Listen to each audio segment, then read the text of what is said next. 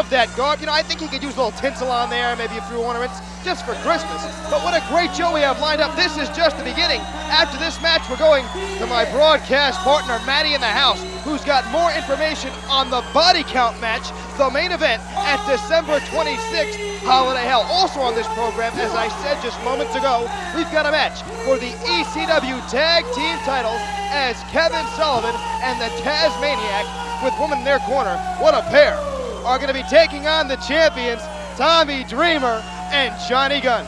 Meanwhile, Sal Bellomo still throwing those teddy bears to all the fans in the arena. What a guy. He's just a genuinely nice guy. That is until you get him angry, and Donnie Allen is not above pulling out any and all stops to get a victory, but he better be leery of Wild Man Sal Bellomo. How many teddy bears does he have in that bag? Sounds like a bad riddle. Wait a minute. Oh, look at that. You know, if I didn't know any better, I'd think he was trying to bribe the referee, but I don't think Wild Man Sal thinks that far ahead. I've got to be, he's a heck of a nice guy, but I don't think ring strategy is his forte. Wait a minute. Oh, that's it. We've got one left. All right, who's going to, up here, Sal. Here, the Eagle's Nest. Up here. Come on, give it a good chuck. I could use one all the way up here. Oh, Sal, up here. Oh, you can't hear me. Well, these fans here really making some noise. There you go. You missed me, Sal. You missed me by about 20 feet. Maybe next time. Look how many bears he's got in that bag. Just stop by my house on Christmas Eve and drop me. Can you fit a VCR in there, Sal? Maybe a color TV. I could use a life cycle.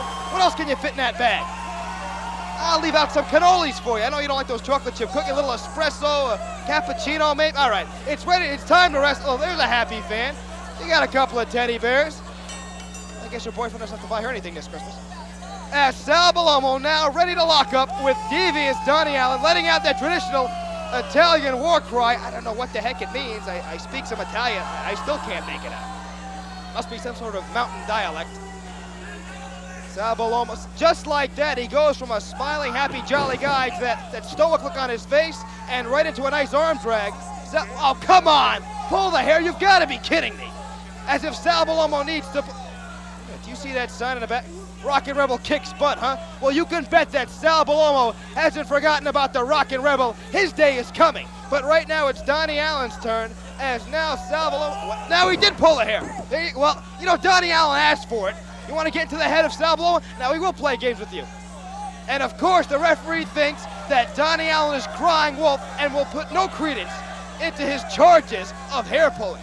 That actually is some pretty good ring strategy from Sal Bellomo. Maybe I misjudged this man. Maybe I underestimated Sal Bellomo.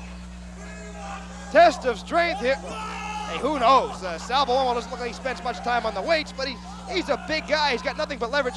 Fingers down to the camera. Oh, no, I know what he's going to do. No.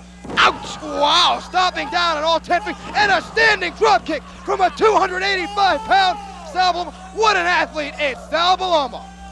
Donnie Allen worried about his fingers. He better worry about his face, too, because if Sal Bellomo lands a few more of those drop kicks, he'll be going home in that Christmas bag. Now Donnie Allen taking over on Sal Bellomo. Series of forearms to the chest, backing up the Wild Man into the corner. May have a handful of beer, choking away. He may have that beard too. Hammering away on Donnie Allen, going up to the second turnbuckle for leverage. Unloading on, come on, get in there. Unloading on Sal Bellomo. You know, you want to rough it up with Sal Bellomo. You want to get this guy angry. I've got a feeling it's going to take just a few moments before we see the Italian temper. Here we go. Look at the Wild Man. He looks like Cousin It. Here we go. Donnie Allen telegraphed that a la Western Union, but there was nobody home to sign it. And now Sal Bellomo is all over Donnie Allen. Who doesn't look that devious now? Maybe we should call him Desperate Donnie Allen. He's going to be looking for a way out of this ring. As Sal Bellomo now just going to work on... Got a handful of face. Wow, he's trying to rearrange it. Well, he may be the kiddy's pal, but he's no friend of Donnie Allen's right now. Donnie Allen wanted to rough it up, and he got more than he bargained for. As now Sal Bellomo putting all 285 pounds. Look at that face. I'd like to see that come out of your chimney on Christmas Eve. As now Donnie Allen tied up against the ropes. Sal Bellomo, I'm sorry, he tells the ref. You got nothing to worry about. He started it. Donnie Allen really looks like he's in pain now, probably regretting the roughhouse tactics that he employed against Sal Bellomo. Side headlock by Bellomo. No, wait a minute. Whoa! Looks like a Three Stooges man over there. Sal Bellomo really giving it to Donnie Allen. You know, this is a guy who has a good time. This is a man who enjoys his work. But Donnie Allen did not enjoy that punt. Here he comes off the ropes. There it is, the big splash. Cover 1, 2, and 3. That is it for Donnie Allen. Oh, Maddie's in your house, and I'm here to tell you about a match called The Body Count, December 26th at the ECW Arena. Finally, we're gonna have the final feud between Bad Company versus the Public Enemy. Now, the deal is, it's gonna be a match in the ring between Pat Tanaka and Flyboy Rocco Rock above the ECW Arena in jail cells. Will be Johnny Grunge and Paul Diamond. After 15 minutes, no matter what happens, these cages are gonna go kaboom, and it's gonna be all over. I mean, boom. Now, these guys gotta trust each other's partners so much that they gotta trust their lives together. Now, you gotta win the match before 15 minutes is over. You've gotta get the key, you gotta run and release your partner within 15 minutes. Or else, kaboom! ECW Arena! That's right, Holiday Hell. Now, I know this might offend some of you. And if it does, I'm sorry. I'm sorry. I'm sorry. I'm not sorry!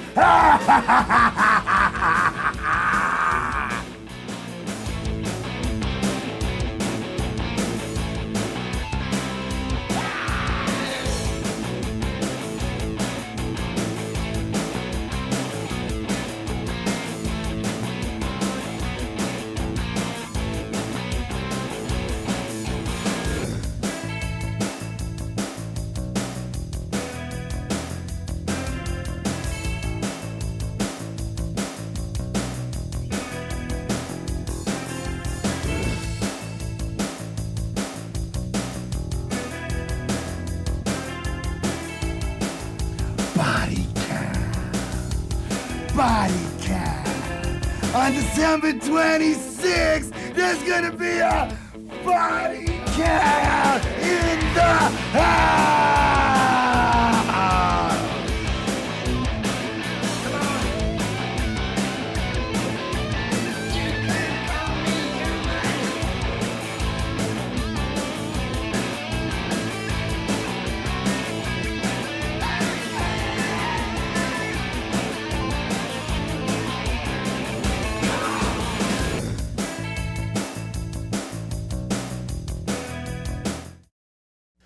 This is JT Smith, and everyone knows what happened to me when Terry Funk betrayed me. And make matters worse, I was shaking hands with my fans. I accidentally bumped into a woman, and Kevin Sullivan blasted me in the head with a chair. Come next week, Terry Funk, you and me in the 6-man tag, and December 26th. Kevin Sullivan, your butt belongs to me and the fans of Philadelphia. JT Smith, obviously very upset, now has a score to settle with Kevin Sullivan. And don't forget, he also has a score to settle with his former mentor, Terry Funk, who turned his back on JT Smith. And right here next week, Smith has his chance to get his hands on Terry Funk in a 6-man tag team match. It's JT Smith, the Sandman, and Salvatore Bellomo taking on Terry Funk and 2 wrestlers he calls his few good men. That's coming up next week. Right now, let's go down to the ring. It's ECW Tag Team Title action as the challengers, Kevin Sullivan and the Tasmaniac, with woman in their corner. Remember, she was humiliated last week by Shane Douglas, and they're taking on the champions, Johnny Gunn and Tommy Dreamer. Johnny Gunn could not get a flight from Puerto Rico to Philadelphia. He could not make it here tonight. I don't know what we're going to have. We have Tommy Dreamer. Wait a minute. Everybody knows tonight the weather is not good. Johnny Gunn's been delayed. He's over in Puerto Rico. What's he saying? I'll tell you what. I'll fight you 2 by myself. I ain't afraid. By himself? Did he say by himself? Wow, this is no pretty boy. This guy, he's not a kid. He's a man and he's a fighter. And I can tell you, I know for a fact, he's a personal friend of JT Smith. And he would just love to break his skull off. And Kevin Sullivan, you know where I'm going with this. Hold it up. Wait a minute. Todd Gordon is trying to threat the situation. Dreamer's already stated he wants to take a bolt down by himself. What you're doing out here. The belt doesn't have to be defended for 7 days as the contract stipulates. Tom, I'm not afraid. I'll take these two guys. I'll use a fan. Tommy, Tommy wants to do it for the fans. Sure, these you know, fans Tommy want to see a Dreamer, championship I know match. what All tag right, team Tommy. championships are all about, and these guys are not championship material. If you want me as a partner tonight, you and I will take these two geeks Wait a minute. and beat them fair and Wait square a on the minute. center of the Well, ring. you saw 1, what 2, happened and last 3. week when Woman, the best friend Your of Sherry call, Tommy Martel, Dreamer. invited Shane Douglas into her camp to team with Sullivan and the You got it, Tasmaniac. brother. Thanks He so told much. him a couple of The belts couple are of on the goons, line a couple for of thugs, sanction that he bout. was a classic athlete, a classic wrestler, a champion, and would not consort with those types. But right now, it's Kevin Sullivan taking on Tommy Dreamer and his substitute partner, Shane Douglas. And yes, this is still an ECW Tag Team title match as Tommy Dreamer is fighting his way out of that corner, and Kevin Sullivan and the Tasmaniac meet head to head. Sullivan got the worst of that. Dreamer whips to the Tasmaniac, clothesline then floors the Tasmaniac. This kid is hot. Dreamer's on fire, and again, floors Kevin Sullivan. Go, Tommy! Dreamer dropping the elbow on the Tasmaniac and setting him up. And the Tasmaniac, I believe, yes, up and over. Beautiful textbook suplex by Tommy Dreamer, who's only 22 years old, remember, making his run for the NWA Rookie of the Year. As the Tasmaniac his game plan has been thrown off. The challengers are in a world of trouble as Tommy Dreamer he's just started like a house to fight. But wait, oh no, there you go. The Tasmaniac reverses things on Tommy Dreamer, and again Dreamer makes the turnbuckle. Wait, overhead belly-to-belly suplex! Overhead belly-to-belly suplex by the Tasman. He is indeed a Tasmanian suplex machine. And now there's the tag, and in comes the maniacal Kevin Sullivan, who will display no scientific wrestling, I can assure you of that. He's gonna try to rip this kid limb from limb, as now he has Dreamer in the corner, whips him out of the corner, reversal. It's Sullivan to the turnbuckle. Dreamer falls him in, and Sullivan plants the foot to the face, to the very handsome facial features of Tommy Dreamer, who looks stunned at the moment. And Dreamer whipped in, but he nails Taz, he nails Sullivan. Boy, he's no pretty boy, he is a fighter. Tommy Dreamer is a fighter. Attempted to make the tag, but he was tripped up by Kevin Sullivan. And now the Tasmaniac working over on Tommy Dreamer. Oh, he's biting. The Tasmaniac is biting a piece out of Tommy Dreamer. That's offensive. Where's that in the wrestling rule book? And the Tasmaniac trying to choke out this kid. Tag back in to Kevin Sullivan. Coming far side off the ropes, and what? 255 pounds across the neck of Tommy Dreamer. Dreamer's checking for his teeth is what he's doing. Boy, this kid's in trouble now. But what guts by Tommy Dreamer, wanting to wrestle, wanting to defend the Tag Team Championship by himself. I still can't believe that Shane Douglas volunteered to come to the aid of Tommy Dreamer. What a turn of events, what a change of heart for Shane Douglas. And a hip toss by Tommy Dreamer that takes over the Tasmaniac. Dreamer can't follow up, he's very slow to get up, trying to make the tag, but no, he's cut off by the Tasmaniac.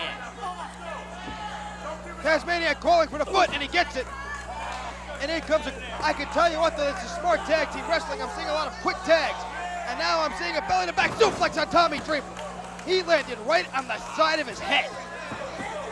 And again, a quick tag. There's smart wrestling as Kevin Sullivan cuts off Tommy Dreamer's path to his partner, Shane Douglas, who I must say, Shane, I'm proud of you. You did the right thing. You showed some character. Irish whip in on Dreamer. Off the ropes. Wait, Dreamer catches the Tasmaniac. Gut wrench suplex, and the Tasmaniac is set flat on his back. And now, yes, make the tag. Make the tag. Who's going to make the tag? Will it be the Tasmaniac? Will it be Tommy Dreamer? Come on. Come on, Tommy. Make the tag. The fans are going nuts. The Irish whip is reversed. Double clothesline. Both men are down. It's a race to see who can get back up first. Who can get back up first? Will the Tasmaniac make the tag? Yes. Shane's urging his partner, Tommy Dreamer, to make it into the corner. Yes. Make the tag. Wait. Dreamer made the tag, and here comes Shane Douglas. He's ready to tie up with Kevin. Shane's got a chain. Yeah, he's gonna fight fire with fire. Wait a minute. You just no. You can't cover. You can't count that. Oh, that's not right. What's going on? Oh, I get it now. Now it's all starting to make sense. Woman is the best friend of Sherry Martel. And Shane Douglas, the franchise has just suckered in Tommy Dreamer. Oh, I don't believe it. And apparently we have new tag team champions here in Eastern Championship Wrestling. The Tasmaniac and Kevin Sullivan.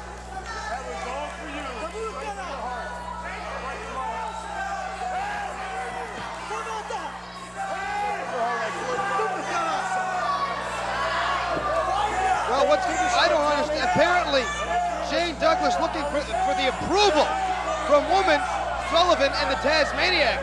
But Woman is definitely the one who orchestrated this whole thing. It appears to be that. Where's Shane going? No! No! He's attacking Tommy Dreamer. What's going on here? You know, this is ridiculous. Shane Douglas has definitely sold out. No, leave the kid alone. Leave him alone. The Tasmaniac and Kevin Sullivan setting up Tommy Dreamer. He's limp.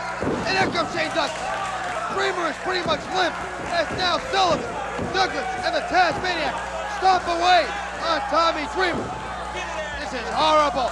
Somebody get in there. Oh, not the belt. Not the belt. Oh! No! Not again. Ow! They're trying to crush the ribcage of Tommy Dreamer. They're trying to crush this kid's ribs. He's gonna need some medical attention. Look at the sick, sadistic smile on the face of Shane Douglas. And there's what, well, Shane Douglas has made he has sold his soul to the devil herself, Woman. What are you smiling about? I thought for just a few moments that Douglas had a change of heart, but it was not to be. Tommy Dreamer was doing so well. Rookie of the Year candidate, he's just 22 years old. He had won himself the ECW Tag Team Championship. It appeared his career was ready to take off, really skyrocket. This kid had it all planned out, but no. He was suckered in by Shane Douglas and thrown to the wolves. The wolves being Kevin Sullivan, the Tasmaniac, Woman, and yes, I'm sure Jerry Martel had a hand in this too.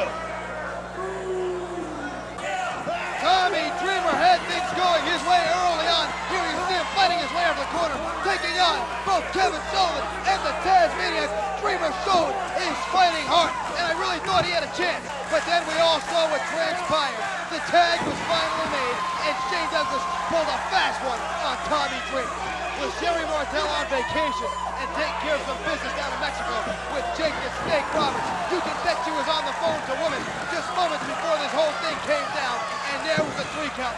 There was the title change as the Tasmaniac covered the limp body of Tommy Dreamer as Shane Douglas pledged his allegiance to Woman. And then, for good measure, Kevin Sullivan and Tasmaniac whipping this kid with the belts, those belts that now belong to the new ECW Tag Team Champions, Tasmaniac and Kevin Sullivan. I want to talk to you, Styles. Where did you get such a gorgeous tie? I just picked it up. It's something special, really. Well, let me tell you something, Styles.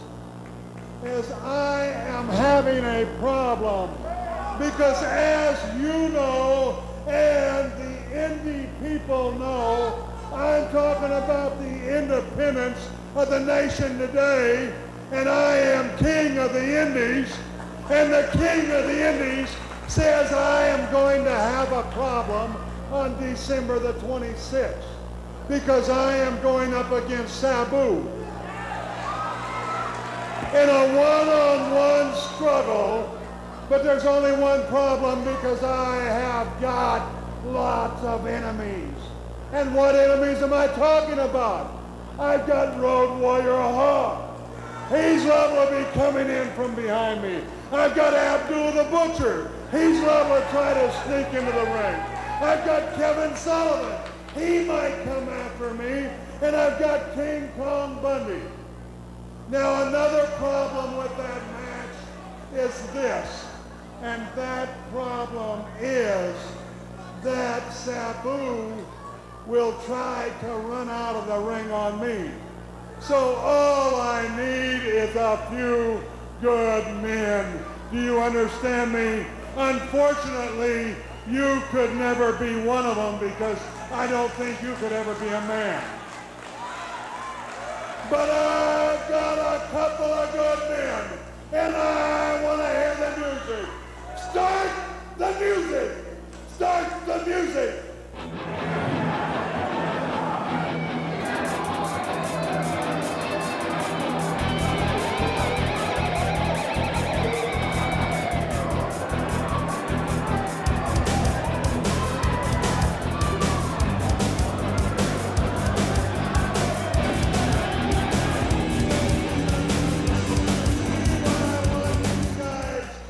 because look at them. Look at these bodies. These aren't WWF wrestlers. No, sirree, they're not. These are wrestlers straight from the 60s. A case of beer a night. Look at those derbies on these boys. What I tell them to do, they'll do.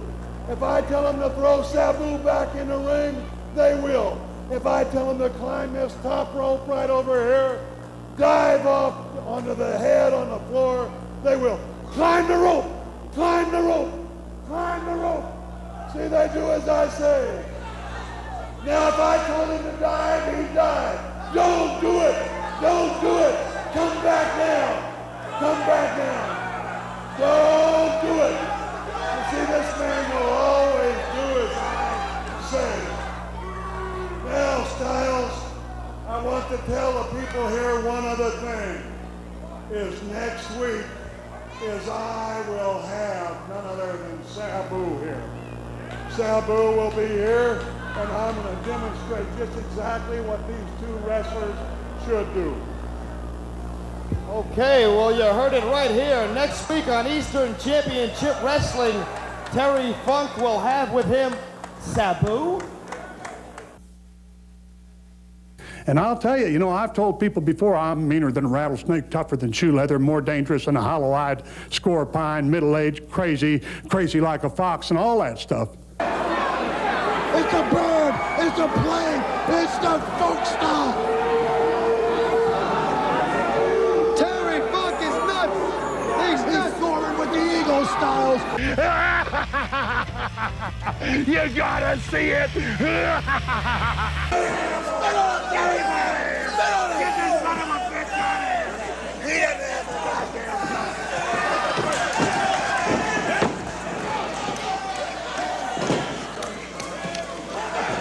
I have danced with the Grim Reaper before. I have smelled death in the air before. Jump! What's wrong with you? I want to see if he can fly. Hello. Terry Funk's gonna deck Jay Silly. Not six-pack. He's gonna deck Sully. And I am not afraid of any man. So Paulie dangerously brings a person like Sabu into the ring. He brings him before me, and what does he think I'm going to do? Does he think I'm going to get down on my knees and shudder and shake? Oh, no, I'm not, because I am not afraid of that man. I am not afraid of the Hawk. I am not afraid of King Kong Bundy. I am afraid of no one, and certainly not afraid of Paulie Dangerously. No, not me. No, not me. Not me. Not me. Not me. I would love to have Paulie Dangerously in the ring. No, it's not me. Funk's he's gonna rope. He's trying to choke the life out of Sabu. Oh my! He's trying to take the head off of Sabu. Somebody stop that nut! Because I am the toughest son of A. You damn right I am. Now get out of here, you puke face fool. Well, I pretty much have ascended to a level in my career by now where I only handle stars, superstars in the world of professional wrestling. And to be quite honest with you, I would say that Sabu has more star quality than anybody I've ever managed in my entire career. Top of the world. Sabu. What's he doing? Hitting up the table. Oh my God! What is he on?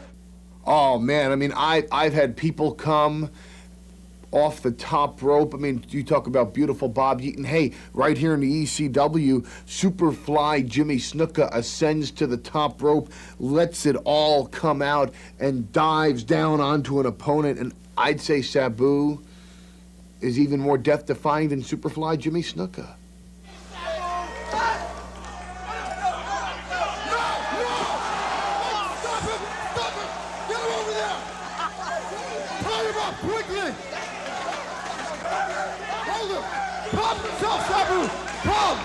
I've associated with probably the toughest human beings on the face of this planet and I think Sabu takes it even one step further.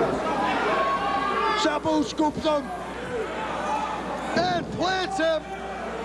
Sabu's knee's out. Look at his right knee. It's pumped out. You can see it. Sabu now going to the top. Moonsault! He missed the moonsault! Funk, that genius that he is, rolled underneath it. He's about All the way from it, he rolled towards it. Funk going for the spinning toe hold. That's his finishing maneuver. Very famous by the Funk family, not just The two. way he's rolled up. 1, 2, what? Funk is the winner. Funk won it.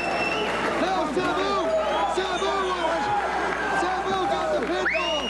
Well, Sabu's going to spend the holidays with the Dangerous Alliance, and what we're going to do is that we're going to keep him in his cage and throw him a bunch of raw meat, not enough to satisfy his appetite, but just enough to whet his appetite so that on the 26th, he will sink his teeth right into Terry Funk. But you see, Terry Funk is going to spend his holiday at the Double Cross Ranch in a suburb of Amarillo called Canyon, Texas. And personally, if I were Terry Funk, I would never want to live in a town called Canyon, which from what I understand is named after the reputation of his oldest daughter. But Terry Funk, don't get upset with me about what I say about your precious little daughters, because you see, from what I understand, Terry Funk, you've spent 25 years of your life building up the funk legend within our given industry. You spent 320 days a year on the road traveling when you were the NWA World Heavyweight Champion. You have since then spent an average of 200 to 250 days a year on the road building up the Funk family legend. When did you have time, Terry Funk, to make children with your wife? Don't you find it funny how both your daughters look exactly like Dick Murdoch? Terry Funk, if you don't like what I'm saying about your family, why don't you have the manhood to dig your tail down to the ECW arena on Sunday night, December 26th, and get to the biggest mouth in the history of professional wrestling? But to get to this mouth, you gotta go through the ECW heavyweight and the ECW television champion, the most dangerous man in the history of professional wrestling, Sabu. And Sabu, on the 26th, is gonna wish you happy holidays, and then he's gonna teach you the meaning of the word hell. This is Jimmy Snuka, the Superfly, ECW. Woo, woo, woo. What are you gonna do about it? Jimmy Snuka will be at Holiday Hell December 26th. Hey, these two have wasted no time. They're really getting into it. Tony Hitman Stetson and the Sandman pounding away at each other. This is wild already, and what a wild program we have had for you. We have new ECW Tag Team Champions. They are Kevin Sullivan and the Tasmaniac after that horrible double cross that Shane Douglas pulled on Tommy Dreamer. You can bet Dreamer is just counting the days till he gets his hands on the so-called franchise Shane Douglas December 26th at Holiday Hell. As Tony the Hitman Stetson has taken an early advantage on the Sandman. Sandman now pounding away on Hitman Stetson. He is ferocious. And speaking of ferocious, how about those horrible comments by Paul E. Dangerously made at the expense of Terry Funk's family, specifically his daughters? I'll tell you, the only thing saving Paul E. Dangerously's hide right now is that he manages the man who is indeed the hottest commodity in the sport of pro wrestling, and that is Sabu, and those two will collide in the main event December 26th at Holiday Hell. Meanwhile, Peach is at ringside, urging on her man, the Sandman, as always, who is currently slamming down the Hitman, Tony Stetson. Sandman now, he's a big guy to be coming off the top, but he likes to come off there, and what a beautiful back elbow that floors Tony the Hitman Stetson. And the Sandman is going to have to show all of his athletic ability and more. He'll have to turn it up a notch because he's got to go one-on-one in the ring with Mr. Hughes December 26th, Holiday Hell at the ECW Arena. Boy, that card is really shaping up to be the greatest wrestling spectacular of 1993. as Tony the Hitman Stetson comes crashing down. Cover, two count only. I thought the Sandman had that one wrapped up. Well, Tony the Hitman Stetson looked a little disoriented. And of course, I don't think he's been the same since he had that falling out. He and Johnny Hotbodies with Hunter Q. Roberts III. Who knows where this man's career will go? But right now he's having his problems with the Sandman, and maybe that is because of the lack of guidance. Without Hunter Q. Roberts at ringside, maybe he's become dependent on a manager. He's not used to going it alone. It has been some time, so he will no doubt resort to roughhouse tactics. And here they come as the Broad Street Bully, Tony Hitman Stetson, pounding away on the Sandman at ringside, and the Sandman meets the post. There's no give there. That's steel. Oh, he looks glassy-eyed. Looks like low tide for the Sandman as Peach is up on the apron. She better be careful, because Tony Stetson will no doubt kick her right in the teeth. And now Stetson pounding away the Sandman. I believe the Sandman's going for a ride. Up and over, yes. Textbook suplex by Stetson, who does not go for the cover. Stetson does not go for the cover. Scooping up the Sandman, planting him down to the canvas. Boy, the Sandman's really got to get it. He's got to get it going here, and he better be ready to get it going December 26th.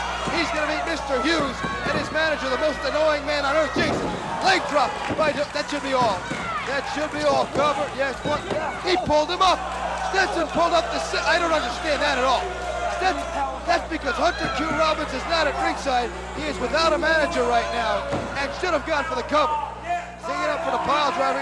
No, let's let him go. He just let him go, let him come crashing down to the canvas. Good wrestling by the Hitman. He can do it all. Cover. Sandman kicks out. What resiliency by the Sandman. He's tough. He really is a fighter. And he better be December 26th because he's facing the roughneck, Mr. Hughes. Steps it off the top. Sandman rolls through. 1, 2, and 3. What a great maneuver by the Sandman. Sandman gets to the...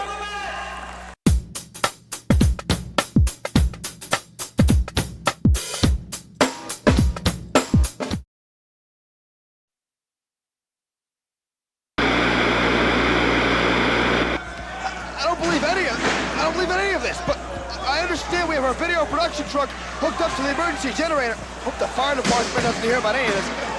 We gotta get some lights on the ring sometime soon.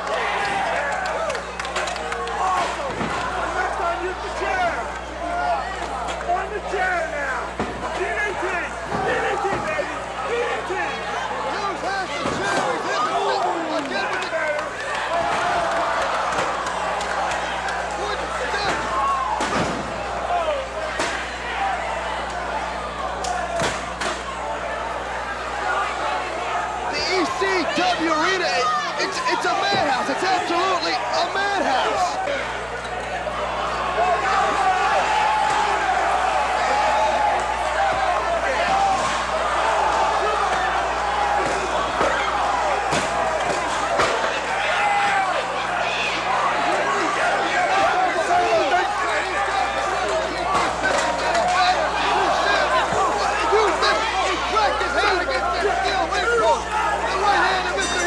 Meanwhile, Dreamer's going knocked down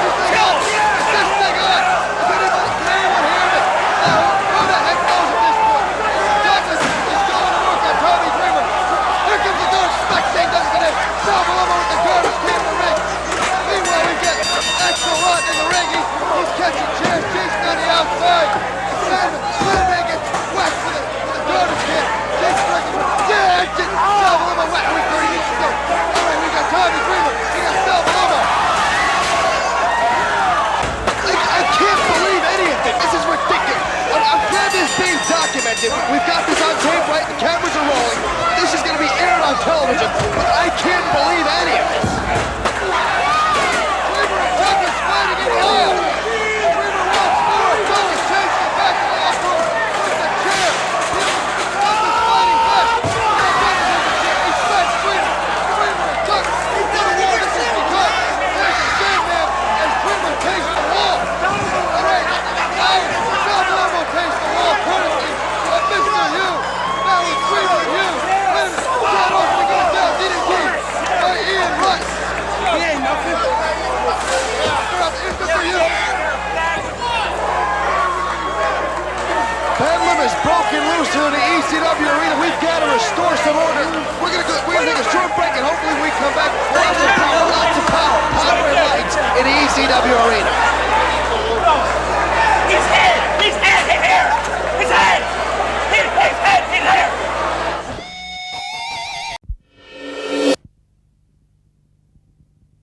What is love? Baby, don't hurt me. Don't hurt me no more. Baby, don't hurt me. Don't hurt me no more.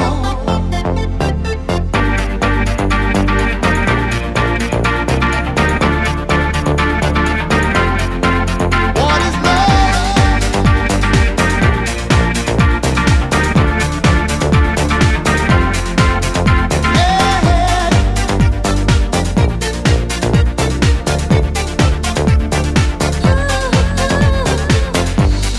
I don't know, you're not there. I give you my love, but you don't care. What is right and what is wrong? Give me a sign. What is love? Baby, don't hurt me. Don't hurt me no more. What is love? Baby, don't hurt me. Don't hurt me no more.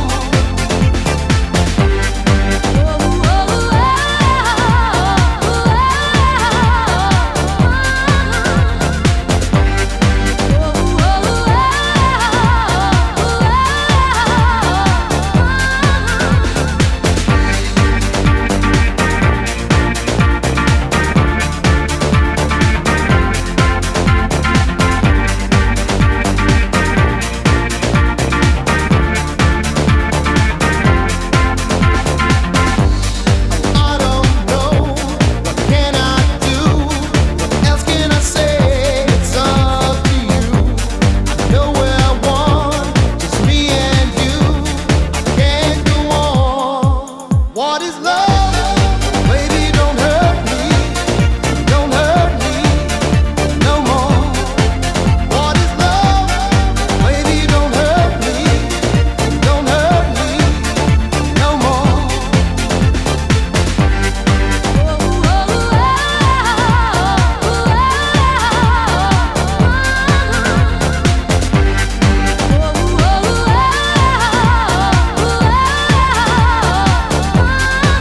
What is love?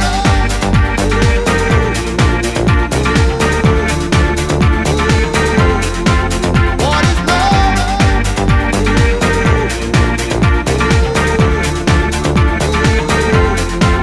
What is love?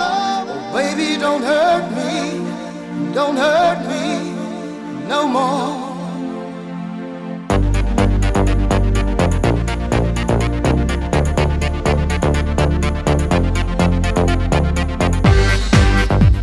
Don't hurt me. Don't hurt me. I want no other lover. This is our life, our time. We are together, need you forever.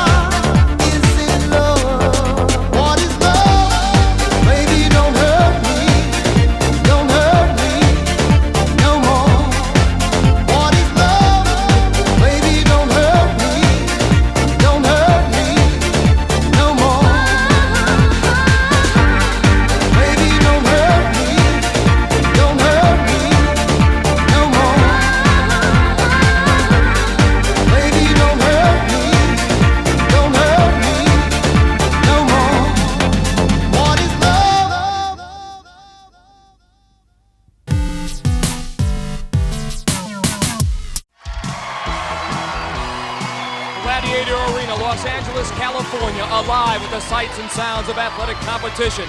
The American Gladiators are ready and pumped up, ready to take on America's best contenders. Mike Adamley along with Larry Zonka. Looks like a great show today. We have one of our contenders, a stuntman. You're looking at him, Bernie Miller. He'll be going against Vince Granger, and let's hope that these two contenders aren't easily intimidated. Standing in Bernie and Vince's way are three gladiators, Turbo, Cyclone, Laser. They are determined. Vince Granger, 30 years old from Silver Spring, Maryland. He actually lost in the preliminary round to Jason Yao, but got a second chance coming on in replace of the injured Jimmy Eccles. Bernie Miller, 31 years old from Vista, California. Actor and stuntman, as you mentioned, Larry. He advanced to the second round by defeating Don Marcus Bailey. Powerball, again, the game of 45 seconds of nonstop action. Goals in the outer cylinders worth 3 points. A goal in the center cylinder worth 5. Powerball is brought to you by the Nintendo Entertainment System, makers of Super NES. Now you're playing with power. Super power. Contenders ready! Gladiators ready! Oh, Bernie real quick. Oh, Bernie meets up with two gladiators right away. Vince trying some double and triple moves. 30 seconds to go. Communication the key for the Gladiators. It's easy to get lost in all the bodies out there.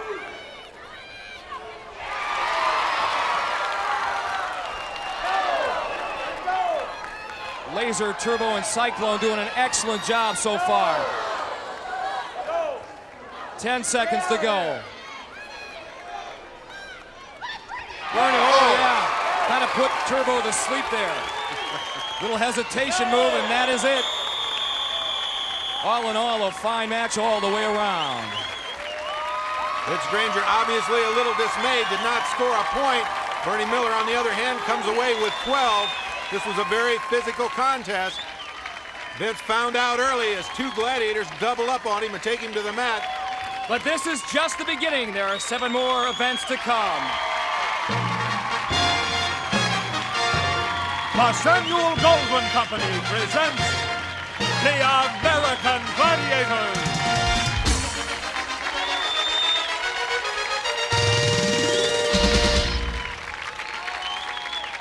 Hi again, everyone. I'm Mike Adamley along with Larry Zonka. Glad you could join us as our trip down the road to the Grand Championship continues.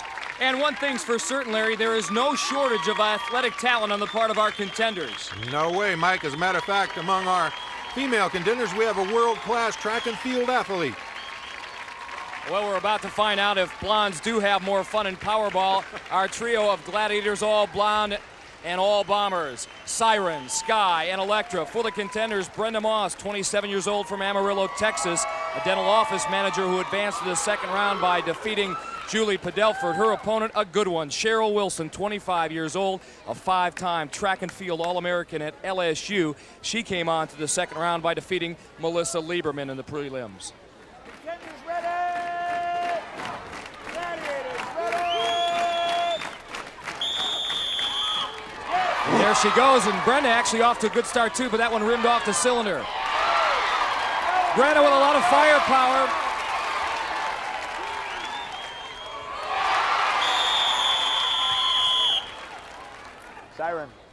Siren, to the head, you're out. I understand it's not on purpose. Siren going a little high. As a result, Larry Thompson right there to make the call. She is evicted. So with 2 contenders now remaining, the advantage swings to the side of the contenders. Electra and Sky will have the work cut out for them because 32 seconds remain in Powerball, and this is a difficult chore, 2-on-2 for the Gladiators. It could turn into a track meet. Contenders ready! Gladiators ready! Mike, if you're a gladiator, how do you play it? Man-to-man or zone? Got to play it man-to-man. But with Cheryl Wilson, I don't think any technique's going to work. She was the world-class track and field athlete we were telling you about, a 5-time track and field All-American at LSU. And she is putting on quite a show. Not only does she have the speed, She's also got the moves, and she's one tough gal on top of that.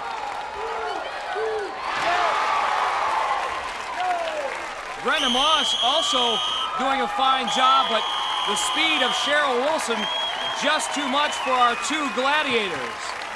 Cheryl wins at 28-15. Now remember, we're in a 2-on-2 situation. Cheryl sees the open cylinder while Electra turns around and tries to get to the coverage. But Cheryl's elusive enough to get away and score in that far cylinder. Now Electra's mad, but like a cat, she quickly gets back, but actually overcompensates a little, giving Cheryl the split second of daylight to the center cylinder. You can see Electra in her desperation actually collides right there with Sky and gives Cheryl the opening and 5 points. In the game of Powerball, there is no substitution for quickness and speed. Cheryl Wilson quite obviously has an abundance of both. And Brenda Moss wasn't bad either. We are ready now for the next event, the joust, hand-to-hand combat with military pugil sticks. And a look at the cheering section of Bernie Miller from San Diego, California. Bernie with that big 12-0 lead after his effort in Powerball. How did he train for this? Firsthand, actually. He set up 2 jousting platforms, had the old football helmets, made a couple of jousting sticks. He was ready to go. Let's see if it pays off. Unfortunately, he draws Turbo 12-4 in this event. 30 seconds the time limit to knock the Gladiator off the platform. If Bernie can do that, it's worth 10 points. Turbo lands that first one. Whoa, look at Turbo, left to right combination. Bernie, great job there for a second. He ducked, and then he counter-punched, gave a shot to Turbo's midsection. Turbo didn't budge. No, he just shrugged it off and swept him with a smash overhand from the right. Well, the door is now open for Vince Granger. He won in the prelims in his only other jousting effort. If he can get the 10, he's right back in this thing.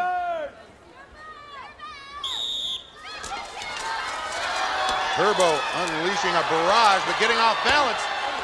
He's regained it. That overhand smash again, right to the head of Vince, and off he goes.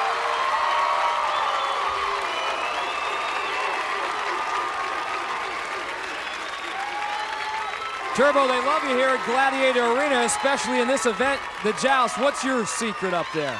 Oh, secret is strike fast, strike hard, and hope that they can't retaliate. Well, there was no opportunity for retaliation for Vince once this overhand right caught him on the jaw. Well, Zap is ready, and so are our female contenders. First up, Cheryl Wilson. We saw how quick she was on her feet in Powerball. Let's see how quick she is with a pugil stick in her hand. Again, 30 seconds the time limit. Cheryl's got to be keenly aware when Zap looks away from her and tries to bring that roundhouse just like that. There it is. What's really, and Cheryl loses her stick. She hit Zap pretty good, but in the process, the concussion rattled her hands and she lost her grip, so no points for Cheryl Wilson. Zap just sort of sizing things up, looking for that opportunity to do that backhand that she's famous for, and here it comes right there, and hooks the pugil stick. So now Brenda Moss will get her shot. Excelled in basketball and track back in high school in Texas. Her brothers got her to try out for the show, this competition. Imagine they're mighty proud of her now. She actually has an advantage over Zap in height. Zap trying to get lined up to use that backhand. Brenda doing a pretty good job of defensing that maneuver. She does have to make an effort to attack. Our referee Larry Thompson warning Brenda about that. Now she's sort of pawing at Zap. The crowd counts down the time, and Brenda Moss has defended her way, we should say, to a draw. It wasn't pretty, but we don't give points for style. The wall is next.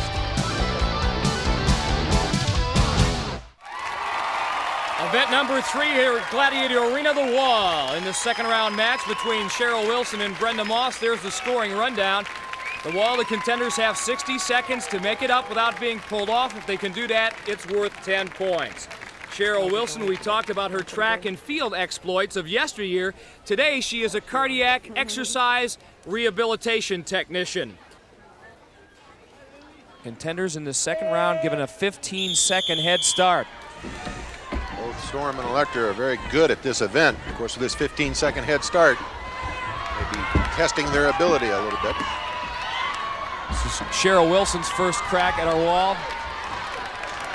It wasn't an event in her preliminary round victory over Melissa Lieberman. Here come the Gladiators. Electra closing in a hurry. Down goes Cheryl Wilson. Here comes Storm moving in on Brenda Moss.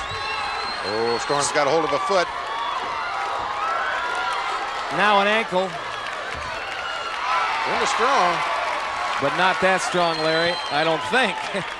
20 seconds left. And down she goes, so Cheryl Wilson and Brenda Moss get shut out. But that was a pair of outstanding climbers in Storm and Electra. Both of our contenders have a good head start, covered some ground, but again, like you alluded to, Mike, it's just the quality of our Gladiators. The men are set to try their hand at the wall. Bernie Miller with the 12-0 lead on Vince Granger.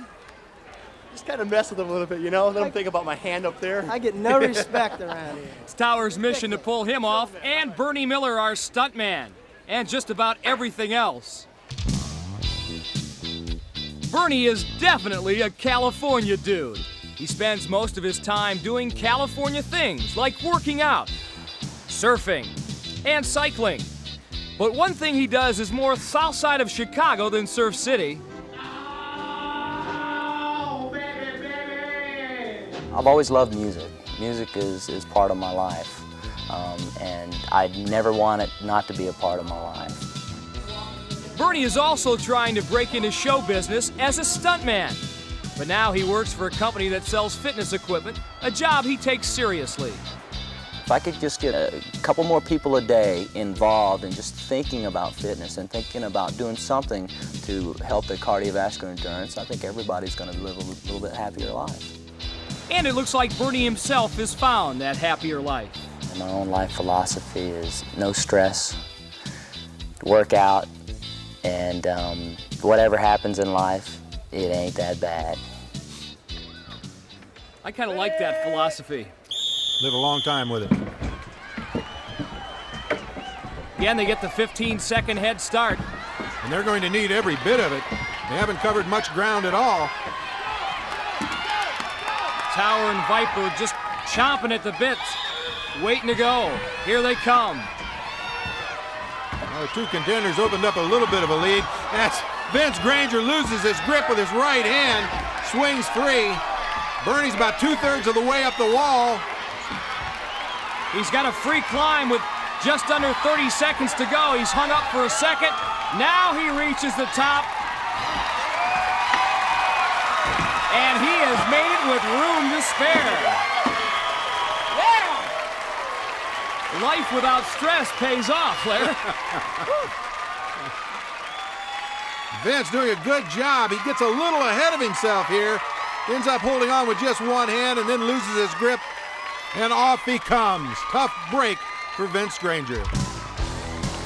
And Bernie will return to earth with the knowledge that he now has a 22-0 lead after 3 events. Atmosphere is next.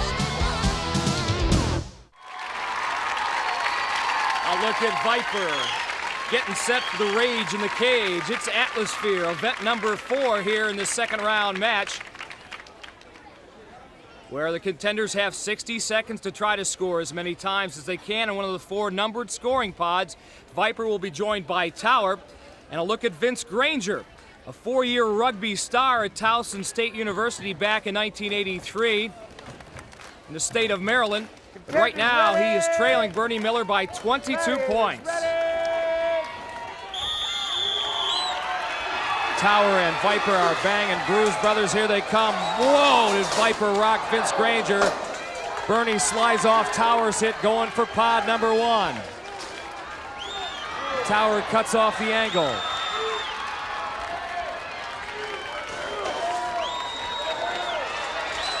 Here comes Vince. Oh, just missed that scoring sensor. 35 seconds left on the clock. Bernie Miller, who's got a huge contingent of fans down behind scoring pod number 4, where he's about to get in. He can't do it. Both contenders having a lot of trouble settling into the center of that pod in order to score. 20 seconds left. Vince coming off a little bit of a pick action there. Turbo says no. Now 10 seconds. Gladiators on their way to perhaps their first shutout. And they've got it. Tower and Viper do the trick. No points for either contender. Well, it's not only tough to get this Atmosphere moving, it's also tough to control it, to get into that scoring pod. As you see Vince Granger unable to throw his body and score the points. Power giving Bernie Miller the same lesson. Well, let's see, Larry, if our female contenders are any more successful. Cheryl Wilson at the moment with an 8-point lead on Brenda Moss. For the Gladiators, our dynamic duo this time around will be the Zapster and her partner Siren. And Siren happens to be the subject of our Ask a Gladiator segment. Howard Weinberg from Miami Beach, Florida writes, "Dear Siren, don't you feel you are at an extreme competitive disadvantage being deaf? What about Atmosphere when you can't hear contenders coming up from behind you?" Hi, Howard. I don't at all feel at any kind of disadvantage because of my hearing loss. In fact, I feel it is an advantage to me. I can focus more. I don't hear people screaming and hollering and calling my name and the audience going, that's not there for me. So all I'm thinking about is playing a good game, paying attention what's going on, and being the best I can be while I'm out there. Listen to the sounds of silence. That's a pretty interesting perspective on the part of Siren. Cheryl Wilson will try to get her legs motoring to get that Atmosphere moving, and will Brenda Moss. Contenders ready. 60 seconds the time limit. Siren and Zap hungry to put a big hit on our two women. And somebody about to hear the call of Siren. Actually, Siren couldn't make up her mind who to go for. Brenda Moss, the recipient of that gift. She scores not once but twice in the first 15 seconds. Obvious miscommunication between our Gladiators is going to pay off in a couple of scores for Brenda Moss. Cheryl Wilson gets one in scoring pod number 1. Brenda Moss all alone in 4 but can't capitalize. 30 seconds. Zap trying to back up and back into Brenda. Here comes Brenda at 2. She scores. Cheryl gets one in 3. Now can she get one in 4? Yeah. I think we're all tied up. 3 goals apiece. 15 seconds to go. Get every goal worth 3 points. Here's Cheryl Wilson. She's got another one. And possibly a 5th. Yeah. Brenda gets a 4th there. These two contenders have wore our Gladiators out. Scoring frenzy. Each woman, Brenda Moss and Cheryl Wilson, score 5 goals worth 15 points apiece. These girls were scoring everywhere. A shot of Brenda Moss coming down when Siren makes that wrong move. She scores in pod number 2, but then utilizes that breakaway option. Goes all the way down to pod number 1, picking up another score. Incidentally, if you'd like to write Siren or any of our other Gladiators, write to Ask a Gladiator, 10203 Santa Monica Boulevard, Los Angeles, California, 967. At 6 feet 3 inches tall, Sky can peer over that barrier on her assault cannon. But for this game, she'll be content to stay behind it and out of harm's way. Cheryl Wilson up first, currently enjoying an 8-point lead on Brenda Moss. Competed in the Olympic trials in 1984 and 88, and once beat Jackie Joyner-Kersee in an 800-meter race. What was it like to beat a track and field legend? Here's Cheryl's reaction. It was exciting. I mean, she came up to me, she said, "I can't believe you ran that race." She said, "I wasn't prepared to run that fast." She said, "I didn't have it in my mind to run," but she said, "Girl, you ran that thing," and you know, she was like, "I'm proud of you." But I was kind of like, this is Jackie I'm talking to. I beat her in an event where, I mean, she's tops in all of them. And getting a compliment from Jackie Joyner-Kersee, whew, Pretty classy company, isn't it? Well, Cheryl's mission right now is to hit that target located above Sky. If the contenders can do that, it is worth 10 very important points. Again, our contenders working against the clock. They've got 60 seconds to achieve their mission, and there it is behind Sky, the target. High and wide. Sky nearly takes off Cheryl's protective headgear. Cheryl nearly takes our microphones out of her hands here. Whoa! She didn't aim that either. She just sort of fired it. Close. Cheryl with the sweet feet, having no problems getting from station to station. Now 25 seconds left on the clock. Plenty of time. Let's that one fly. Oh, she did it again! Yeah. She got it right on the button. 10 more points for Cheryl Wilson, who continues to pour it on. Here's the shot that does it. Looked like it was going to be a little high and to the right, but she hits the target, picks up 10 points in the process. And cannot believe it. So Brenda Moss will need to duplicate that effort. You know, training for a lot of contenders is a real drag, but not for Brenda Moss. She works on her speed by dragging a parachute. It's actually an innovation that is catching on around America. We'll tell you a little bit more about it later, but right now Brenda would like to utilize some of that newfound speed here in Assault. Ready. She's on her way.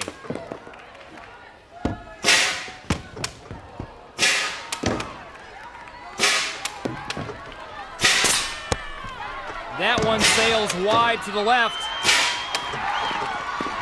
Brenda's still alive. 40 seconds left.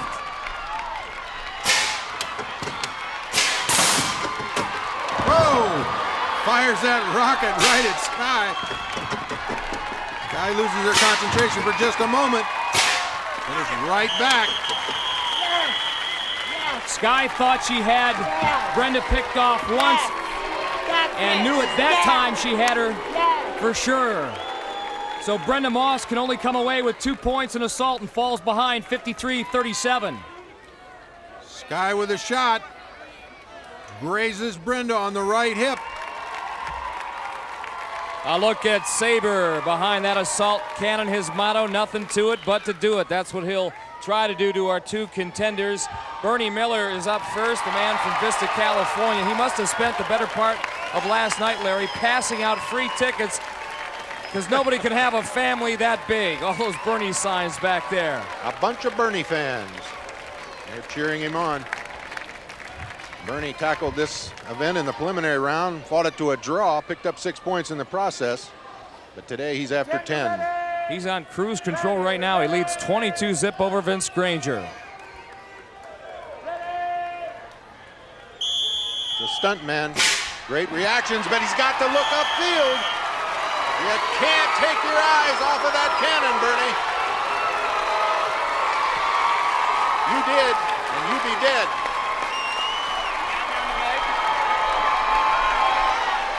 Oh, one-shot Saber.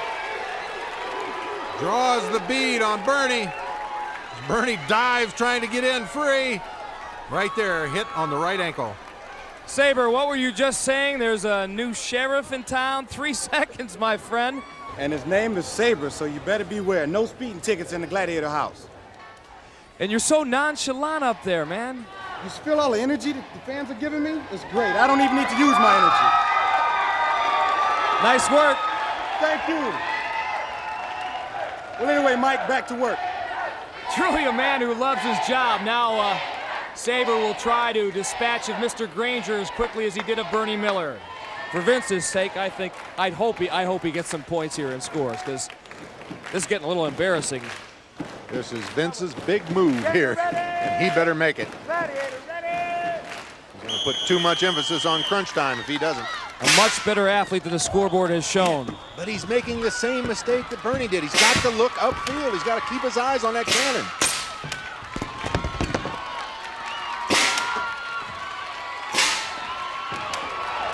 He does have 1 point, Larry. Yes, and he has the cannon, Mike. Look out.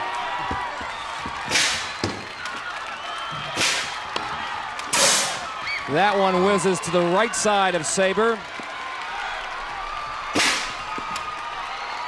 25 seconds left to go.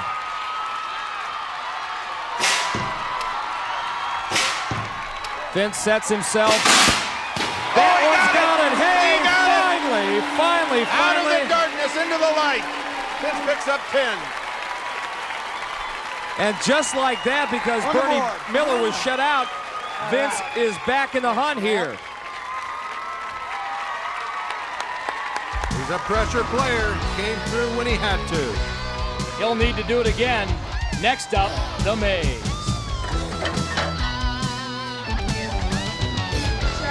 It's good work. Well, a maze awaits Cheryl Wilson, but not Brenda Moss. Unfortunately, she had to withdraw from the competition. So a look at her replacement, Julie Padelford, 31 years old from Miami of Florida, a firefighter and a paramedic. She lost in the preliminary round by just a point to Brenda. Cheryl Wilson, not quite sure who Julie is, scoping out the competition there. Julie does get Brenda's points, so she's right in the hunt here. For the Gladiators inside the maze, it'll be Zap, Storm, Siren, and Sky. And this maze is a long and winding road, me lad. Only one solution. Exactly right, and there it is. It looks easy when we map it out like this, but it's a whole nother ball game down there on the floor. Here they go. Cheryl with all that speed, but speed isn't necessarily the name of the game in this event. Reaction time. Right now, Julie Padelford reacting pretty good. She squeezed by Siren, now gets by Zap. Look at, where'd she go? She had it. She had it, she lost it, she had it, she lost it. And it allowed Cheryl Wilson to pop out first. Cheryl gets to 10 points. Julie will get 5. They both did it in the allotted time. Well, let's take a look at Julie in the pink. All she has to do to get the 10 points is continue through Storm to the end of the maze. Here she goes towards pay dirt, but now watch what happens. She sees Storm, and instead of pushing her way past her, she retreats on a road to nowhere. This gives Cheryl the opening she needs, and Cheryl will take the 10 points. This is the kind of turnaround that really comes back to haunt you later on. Julie had the 10 points in her pocket, but retreated and gave Cheryl a very precious gift. Well, Saber gives no one any free passes in the maze. He'll be joined by Laser, Turbo, and Tower. Vince Granger was shut out in the first 4 events. He came to life in event number 5, the Assault. If he can get 10 here, he will be very much a threat to win it all. Contenders ready! Gladiators! Bernie not about to let that happen, however. Let's see what happens. What? Hello, Turbo! Nope, that won't work. Both following each other now. Look at Turbo. He gets a double pop on those two guys. Laser whacks Vince. Vince very close. I don't think he knows it. Tower's right there. He may have a direct outcome in this event. Whoa! 10 points for Vince Granger. 5 points for Bernie Miller. And Tower made them pay. A trip they won't forget. I don't know whether the title maze is correct. It should be a walk in the park and a mugging. They're both smiling now, but right here, Tower's smiling a little bit, but Bernie certainly isn't. Come on, Tower, get that smile off your face. I think you like this event far too much. Mike, let me tell you something. They had only 10 or so feet to go, so I figured I might as well just give it to them.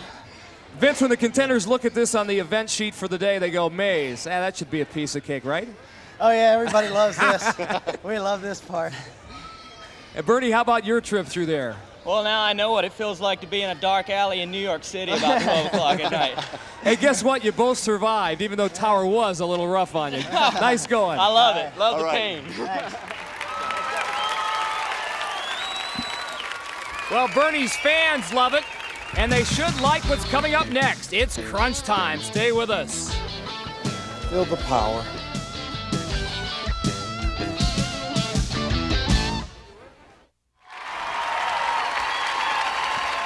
The opposition in Breakthrough and Conquer for our contenders. Electra in Breakthrough and Storm in the Conquering. It's crunch time here on the American Gladiators. We put all the emphasis on the physical. Julie Padelford, who came on as an alternate for Brenda Moss, who withdrew, trying to make the most of her second chance.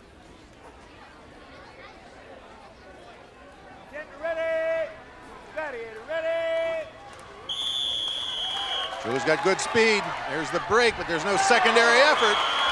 She didn't really put much of a head fake. You gotta give a little bit of a head fake, give him a knee, and then break away from it. She just leaned into it, and that wasn't good enough. Electra was right on the mark. Electra goes head over heels about her performance.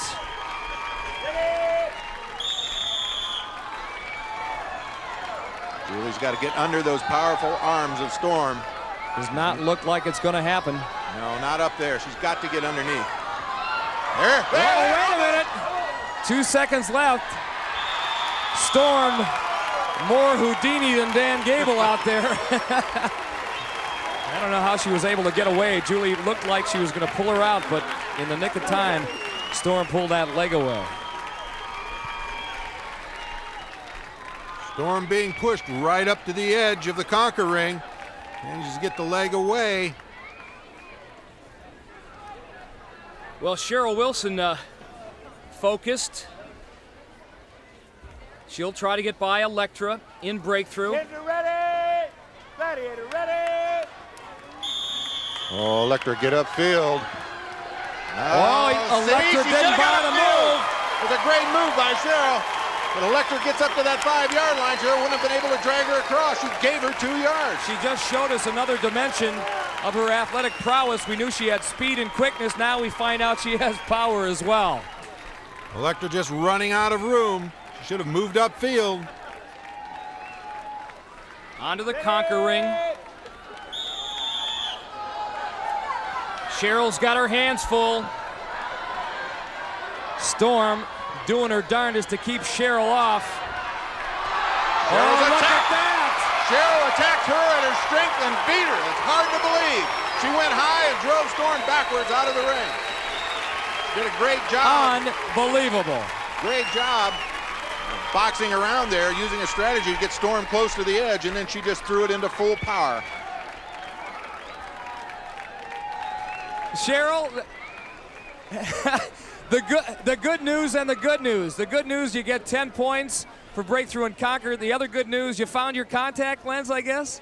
It was tough, let me tell you. I had my eyes closed the whole time. I don't know how the contact came out, but hey, I hung in there. Nobody takes you out of the conquering. Well, I thought nobody did, but, you know, Cheryl proved herself, and so, you know, I give it to her.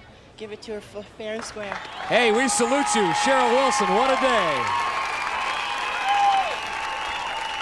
Things getting interesting in the men's competition where Bernie Miller holds just a 7-point lead on Vince Granger. Sabre will be in the conquer ring where he's a terror.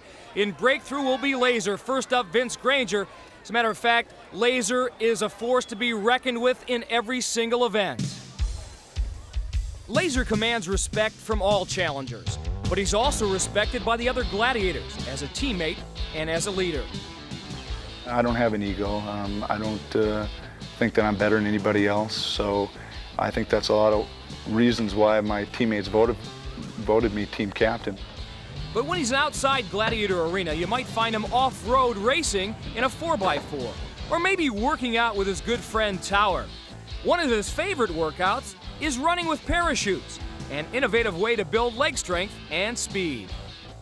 I worked with him very hard in the off-season with Tower and I tell you, when you let the chute off, your speed is incredible. Also count on Laser to lend a hand at charity events and bring his trademark of sportsmanship into the arena. I'll always go over and shake the competitors' hands, which I think a lot of people look up to, and that's one thing I like about myself is that I'll take it very personally, but afterwards it's a different game. Good man to have on your team. And from whistle to whistle, he is all business. Vince Granger about to find that out. Nice move. Oh, he lost his balance. I'll tell you what, he had Laser going. If he wouldn't have lost his balance, it would have been a real contest, that goal line. Aggravated with himself.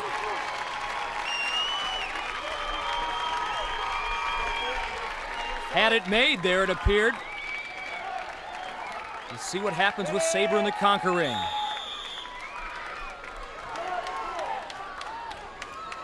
Saber having none of it.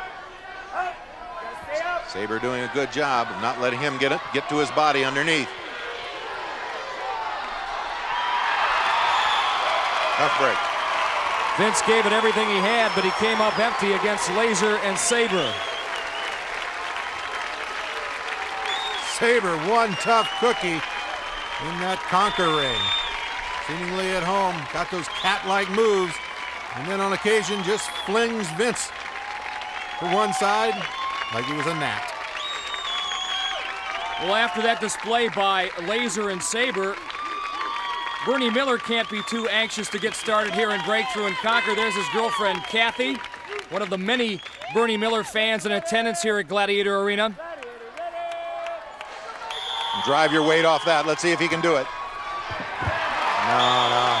He didn't even make a really definite move. He just tried to blow by Laser, and that's not going to work. Laser likes that. He closes that gap up on the 5-yard line and met the contender full force right at the 5. Now 15 seconds to see what he can do with Saber. We're under 10. Bernie running out of clock. He's got Saber's leg. The Saber, yeah. Wearing his glasses like Granny, but that's all right. They got knocked around, but he did a great job of keeping Bernie away from his body. A colossus in that conquer ring. So Bernie Miller and Vince Granger get shut out in Breakthrough and Conquer, so the score remains a 7-point bulge for Bernie. He will take a 3.5-second head start into the Eliminator. The Eliminator is the final event here at Gladiator Arena, and in the women's race, track star Cheryl Wilson, despite being shut out in 2 events, has amassed a staggering 73 points, good enough for a 15.5-second head start on Miami's Julie Padelford. Now, Julie, remember, came on as an alternate for Brenda Moss, who had to withdraw, so she's just happy to be here. She's with Larry at the start line. Larry? Julie, in your business of saving lives, I know 15.5 seconds is a very long time, but are you willing to throw your body in this? You're darn right. You don't get second chances very often, and you got to take them for what they're worth when you get them and do the best you can. That's all we can ask. Good luck. Right. Thank you. Julie, a firefighter and paramedic in Miami, Florida, also very active, helping out the many needy people after Hurricane Andrew struck. She will have her hands full, however. Cheryl Wilson has been dynamic. On course for the Gladiators. There they are. Having a good time in the penalty pit. It'll be Storm and zapping down the final straightaway. Hoping to deter the contenders from the finish line. Sky and Electra operating the gauntlet. And the Eliminator is brought to you by Skittles Bite-Sized Candies. Also in Wildberry, Tart and Tangy, and Tropical. Cheryl with a 15.5-second head start. Quite frankly, only a major mistake on her part would give Julie Padelford a chance. Cheryl struggling with the hand bite. Could it be the break that Julie needs? Cheryl taking her time across that spinning cylinder. Here comes our firefighter, struggling up the treadmill. Cheryl all the way to the cargo net, now halfway up it. Julie closing in, however, making up some ground. That certainly didn't help.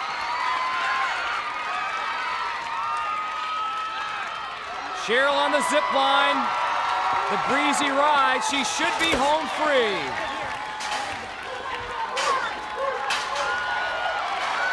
Over the first wall. Playing it safe now. Ducking and dodging those big blocking dummies in the gauntlet. Over she goes. She's our winner. Cheryl Wilson moving on. And a fine effort by Julie Padelford. Cheryl Wilson, you've performed perfectly all day long. You looked a little tired at the end of the eliminator. Are you healthy? I sure am, and I'm glad to be healthy. That's all I wanted to do is make it through, score a lot of points, and here I am.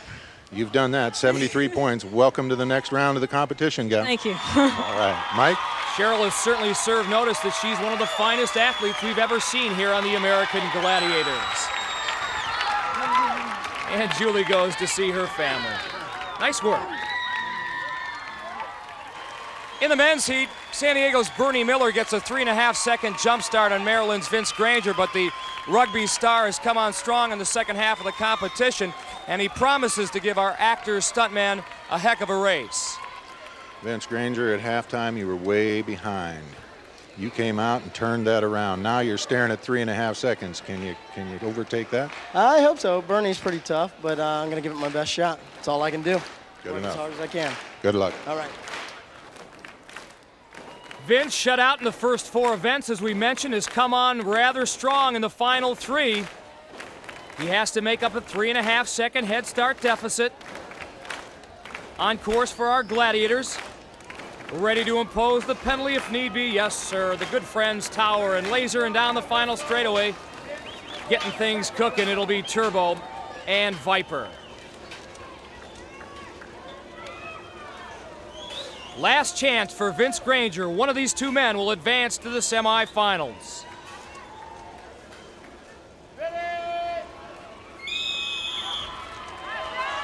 Bernie Miller, actor, stuntman, and great contender. Look at him smoke that hand bike. He'll need to make some kind of mistake against Vince for Mr. Granger to catch up. It may be happening on the cargo net. Bernie a little sloppy in his form and technique.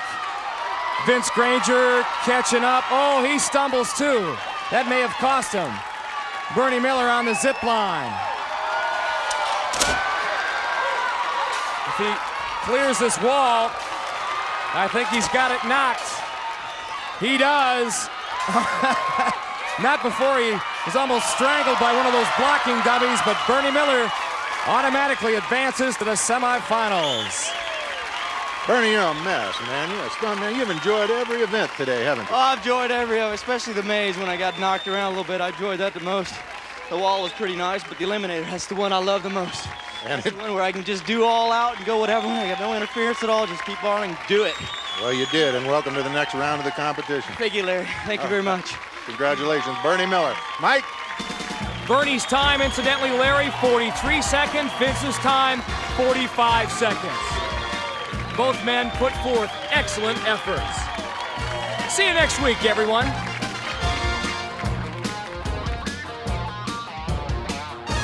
Champions will receive all expenses paid Club Med vacations. With over 100 villages worldwide, Club Med offers the perfect vacation for families, couples, and singles. This year, take home a Club Med vacation.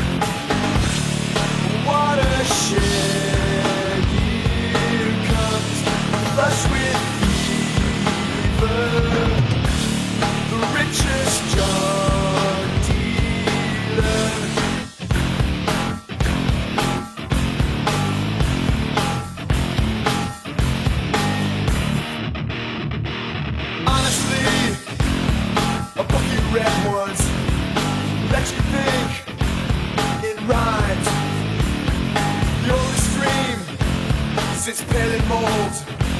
Now for the millionth time, Wilmer's rainbow of peaceful colors, the richest drug dealer.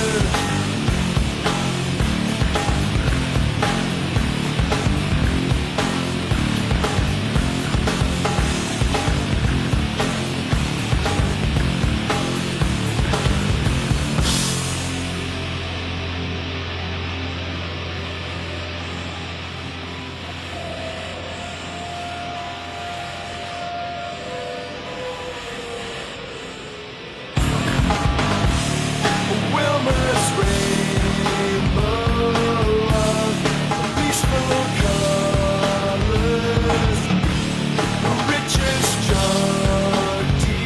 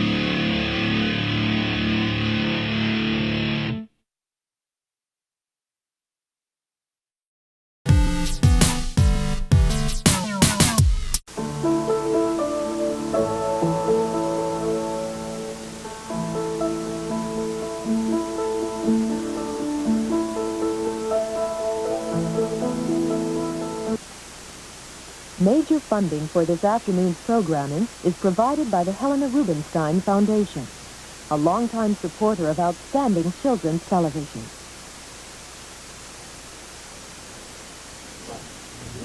Today's paper is presented by WQED Pittsburgh and WGBH Boston. Carmen's gang is bankrolled by the Corporation for Public Broadcasting and viewers like you.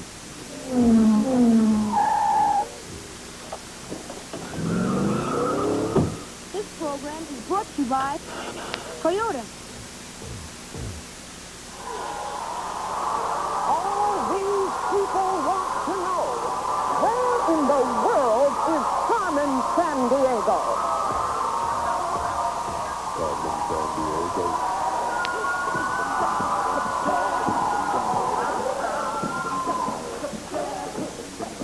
And one of these people could find her. Sarah Aviv.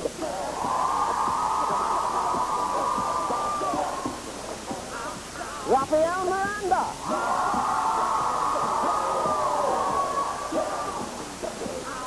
Billy Rearon. Today's episode, Ripping Off the Rock. And this is Special Agent in charge of training new recruits, Greg Lee. I got you.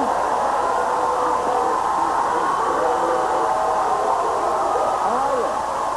Okay? Ready to get to work? Yeah. Let's do it. Steve, what's up? All right. Detective, Carmen's pack of wicked weasels have struck again.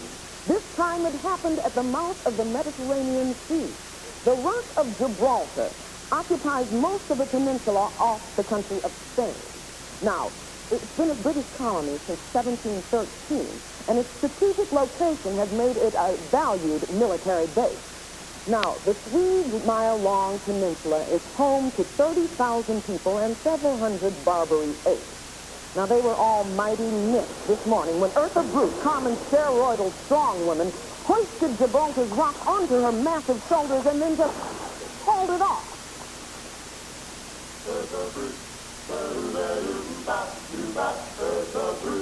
All right, Gumshoe. Yours is a tall task. You must bring back the rock. Take down Eartha, and most of all, catch Carmen Sandiego. Greg? That's right, Chief.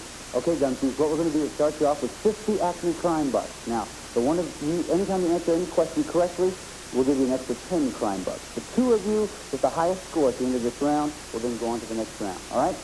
Now, before we try to find out where Eartha went, let's find out a little bit more about you detectives. Let's see here. Sarah, you're quite a world traveler here, huh? Yeah. Tell me about that. What's your favorite place? Australia. Australia. How come did you like Australia so much? Well, because it had so many different animals and Europe and stuff, and the wildlife and stuff. Cool. All right. Nice to have you on the case. Raphael, your family's in Brazil, right? Yes. How many times, you been down there before? Yes, I went to a town called Belo Horizonte last summer. Yeah, what do you remember from it? I remember the people are a lot more relaxed and less rushed, and they don't really hurry around like New York. Oh, wow, sounds nice. Sounds very nice. Nice to have you on the case. Billy, sports was your thing, huh? Yeah. You had a winning season this last time? Yeah, my soccer team went 13, not this season, a couple seasons ago, went 13-0. Wow, that's tremendous. Well, listen, quick to have all of you on the show. Good luck to you. Relax. Have a good time. Okay? Chief, we're ready to go. Chief, oh, sorry, didn't mean to interrupt you there. Oh, no, that's all right, Greg. You see, I was just doing some reading about the Odyssey. You know, the ancient Greek epic by Homer? Yeah. And I think I found a clue here. Now, suppose Eartha has taken the rock from Gibraltar to another important sea channel, like the one between the Sea of Mara and the Black Sea. Now, she'd be headed for the very same place that Ulysses was tempted by the sirens. Remember them, those seductive demigoddesses? Well, it makes sense, because then she would try to sell the rock to Turkey, which has lands on both sides of this legendary channel. Good. It always amazes me, your deductive reasoning. It really is tremendous the way you just... Just a flattery, Bob. Just find Eartha. Yes, ma'am. Sorry. All right, Gumshoe, name the body of water where Eartha took the rock of Gibraltar. Was it Caspian Sea, Lake Van, or the Bosphorus? And the clues that we heard from the chief? Turkey, sirens, and between the Black Sea and Marmara Sea. Put the evidence together, come up with an answer as quickly as you can, please. Raphael's ready, Sarah's ready, Billy's ready. Sarah, we'll start with you. What do you say? I chose the Caspian Sea. Caspian Sea. Raphael, how about you? I chose the Caspian Sea. Caspian Sea. Billy, how about you? I chose the Caspian Sea. Caspian Sea. Ooh, tough break. The answer we're looking for is the Bosphorus. Tough break, guys. All right, so that means everybody stays at 50. Now listen, Gumshoe, she's getting away. We got to stay on the trail as well as we can. So to help you out, we have an acting CelebNet agent who's talking to a witness that knows Eartha's next destination. Debbie? My dachshund Sam here is incredibly brilliant. Aren't you, buddy? He says the crook is in the same European country that his ancestors came from. What else can you tell us, Sam? He says a lot of dogs came from there, not only dachshunds, but schnauzers and Dobermans, too. You're a genius, you know that? He says he hopes we can sniff out the bad guys. Bye-bye. All right, thanks, Debbie. All right, Gumshoe, name the country. Is it Bulgaria, Hungary, or Germany? Remember the clues that we heard? Schnauzers are from there, Dobermans, and Dachshunds, all from that same country. Everybody's ready? Sarah, we'll start with you. What do you say? I chose Germany. Germany. What do you think, Raphael? I chose Germany. Germany. Billy, how about you? I chose Germany. Everybody says Germany. Everybody's right this time. That's the way to do it. Okay.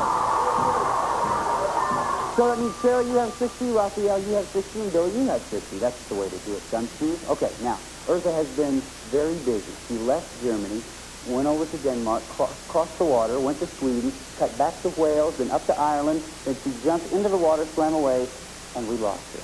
Sorry. But not to worry, because now we're going to check for some more details with Nana Rapp. Hello again, my little dearie. Trying to listen up, because I'm throwing down. Kick it! Eartha dipped to Shamrock Island across the cold Atlantic. She swam on into Chesapeake Bay, and Maryland is frantic. The whole Naval Academy is shaking in their tub. babe with a giant rock could squash them just like bugs. Woo! Man a rap, ladies and gentlemen. Right here on this show. Okay, Gumshoes, name the city. Is it Annapolis, Baltimore, or Richmond? And the clues that we heard from Nana Rapp, Chesapeake Bay, Maryland, and Naval Academy. Put the evidence together, come up with an answer as quickly as you can. Everybody's ready. Sarah, we'll start with you. What do you say? I chose Annapolis. Annapolis. How about you, Raphael? I chose Baltimore. Baltimore. Billy? I chose Annapolis. Annapolis. The answer we're looking for is Annapolis. Nice job, Sarah and Billy. Okay. So that means, Sarah, you have 70, Raphael 60, and Billy 70 active crime bucks. That's the way to do it, you guys. Okay. All right. That only means one thing. It's time now for... The lightning round. That's right. Thank you very much. The lightning round. We're going to give you a chance now to pick up some extra crime bucks. So what I'm going to do is I have 3 questions here. The first one of you that answers any one of these questions correctly gives you an extra 5 crime bucks. So hands in your legs, please. Listen very closely. The Delmarva Peninsula gets its name from these 3 states. The first is Delaware. The second is Maryland. What's the third state? Raphael. Virginia. Virginia's right. Nice job. All right. That takes you up to 65 crime bucks. Question 2. In 1873, this Maryland horse race became one of 3 events that presently make up the Triple Crown. Place your bet. Is it the Belmont Stakes, the Kentucky Derby, or the Preakness? The Preakness is the answer we're looking for. Okay, nobody there. Third question. Here we go. The Baltimore Orioles baseball team is named for the state bird of Maryland. What living creature gives the Baltimore Skipjacks hockey team their name? Is it a fish, a frog, or a turtle? No. Judges, was Raphael in time? I'm sorry, Raphael, you were late on that one. The answer we're looking for was fish. Okay, so at the end of that, we have Sarah with 70, Raphael with 65, and Billy with 70. That's not bad. Yes, Pete? Could you come into my office? Yeah. Sorry, let me just check on the chief, and I'll be right back. This is a little concerned about her. Just stick around. Be right back. Chief, what's the matter? I have begged, I have pleaded, I have cajoled, I have done everything I possibly can to get this investigation moving. Well, no, Chief, you got to go easy on them. They're just you don't understand. You see, it's my reputation on the line. Headquarters, they just want results. That's all they want. And if I don't catch Carmen, they're just... My job is that I need it. Please. Here, I have something like that. Sorry, here, I didn't realize that it was that rough on you. If I had known, I would... I'm sorry. I didn't know it was that rough. I'm sorry. Listen, Gumshoe, if you really care about the chief, let's get behind her right now. Listen, I'll make a deal with you, all right? The one of you that catches Carmen Sandiego, I'll give you a trip to anywhere in the lower 48 United States, huh?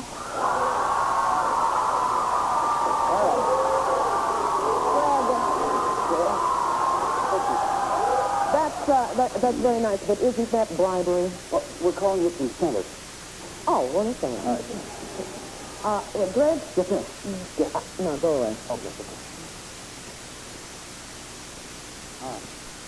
Listen, Gumshoes at home, the only thing that's standing between us and catching Carmen Sandiego is that first we have to catch Eartha and get the rocket to Gibraltar back. I need you with me. Look, as a matter of fact, I need everybody with me. Crew, are you with me? Yeah! Rockapella, you with me?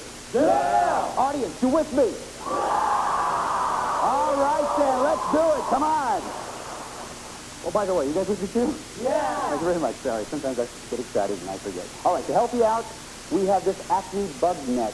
The Acme Bugnet has just now intercepted this phone conversation between Eartha and Carmen Sandiego. Listen. Carmen, the British Navy didn't want to lose the rock, but the American Navy didn't want to buy it. What gives? Who knows? Probably budget cutbacks. Look, you can't hang around there. I'm sending you to South America. Oh, come on. You know I'm not good with foreign languages. Don't worry, Bruce Brain. You'll go to the only country on the continent where English is the official language. Try Georgetown, the capital. It's below sea level and protected by dikes. So be careful when you put down that rock. I'm on my way. Okay, Gumshoes, name the country. Is it Guyana, French Guiana, or Suriname? As the clues that we heard, English is the official language, South America, and Georgetown. Everybody's ready? Sarah, we'll start with you. What do you say? I chose Guiana. Guyana. Okay, Raphael? I chose Suriname. Suriname. Billy, how about you? I chose Suriname. Suriname. The answer we're looking for is Guyana. Nice job, Sarah. Okay. Wait a second. I think have our next crew coming in right now. Yeah. Hold on a second. Can you push it a little harder, please? Pull that through. If you can turn it. Okay, hold on. I'm coming out. Just hold on a second. Must be a letter from Eartha. Oh, yeah. Oh, yeah, look at this, guys. Now, let's see what we have here. That's from Eartha, and it says Little Rock City Council, Little Rock. Yeah, okay. Well, and here's the says on the back. Listen up. It says, hey, you Razorback. That's a college football team, right? You need to toughen up your image. I've got something I think you want. You ought to buy it and change your name to Big Rock. Yours at large, Eartha Bruce. All right, Gumshoe. That looks like that's our clue. So, name the state. Is it Arkansas, Oklahoma, or Tennessee? Looks like everyone has a decision already. Sarah, we'll start with you. What do you say? I chose Arkansas. Arkansas. Raphael, how about you? I chose Arkansas. Arkansas. Billy? I chose Arkansas. Arkansas. The answer we're looking for is Arkansas. Nice job, Gumshoe. Okay. Okay, so that means Sarah, you have 90, Raphael, you have 75, and Billy, you have 80. Now, we're a little short of clues right now, so what I'm going to do is come over here and let's just check the file. See what's over here. No. Well, no, this is kind of strange. This isn't really much of a clue, I don't think. See? What is that? Well, it says here, it's sheep dip. It's sheep, I got sheep dip here. It's, it's like a shampoo for sheep. You know, sheep farmers use it. Oh. And it's just, we'll check some other things here. It says South Pacific Sheep Dip Company, Auckland. All right. You see that? Now, good. Yeah, I can read the label there. Now, let's use some deductive reasoning. All right? Yeah. You know that you're in a country where sheep are farmed. Okay, yeah. It's in the South Pacific. Uh-huh.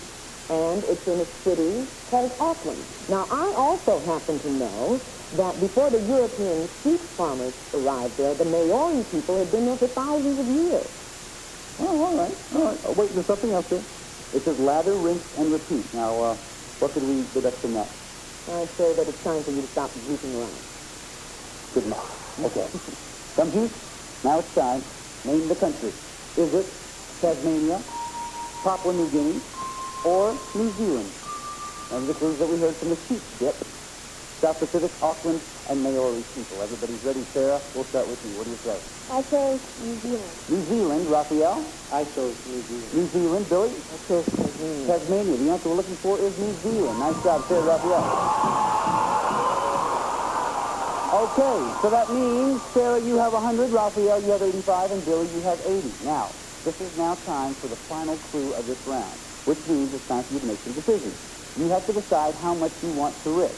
Now, if you're right, we'll add that amount to your score. If you're not right, though, we're going to subtract it from your score. So you can risk 0, 10, 20, 30, 40, or 50 after you crime bite. Now, take a look right over here, if you will, please. Here's a portion of the world where we think that Eartha has gone. Now, if you know a lot about this part of the world, you may want to risk a lot. If you don't know very much about it, you may not want to risk quite so much. Take a look at the map and think about it.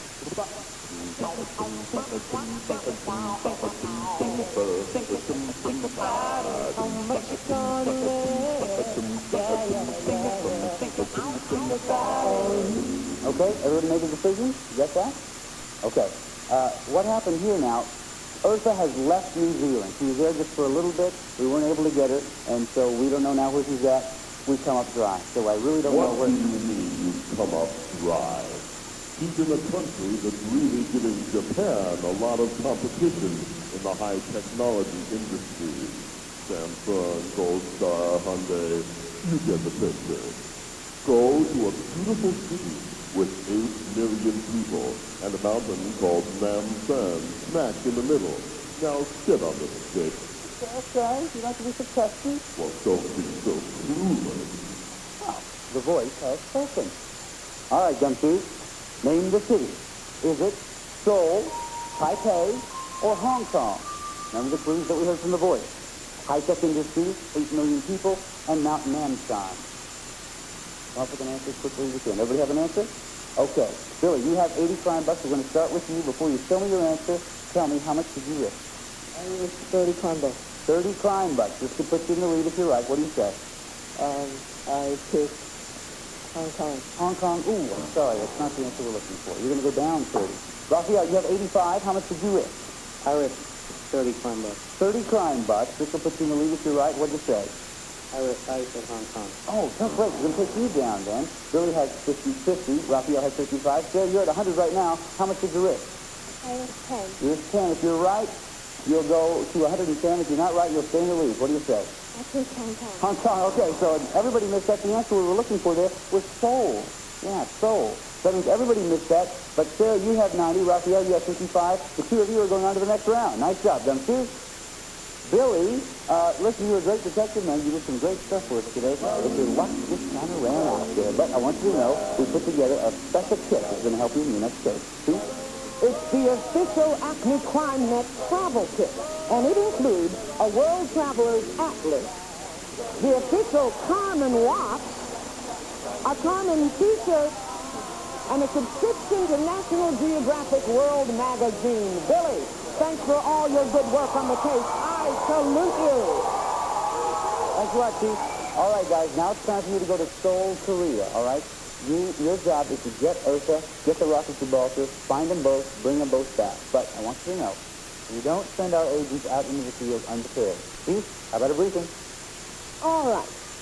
Now here's the skinny on Seoul, the capital of South Korea, and it was founded almost 600 years ago. Now, Acme MacNet sent this over for a starter, and I don't know about you, but I can't make head or tails of that. It's just seeming... They're a real strange bunch over there at MacNet. So let's go back to the old trusty Acme Photo Recon. They sent us some slides. First, an aerial view of Seoul.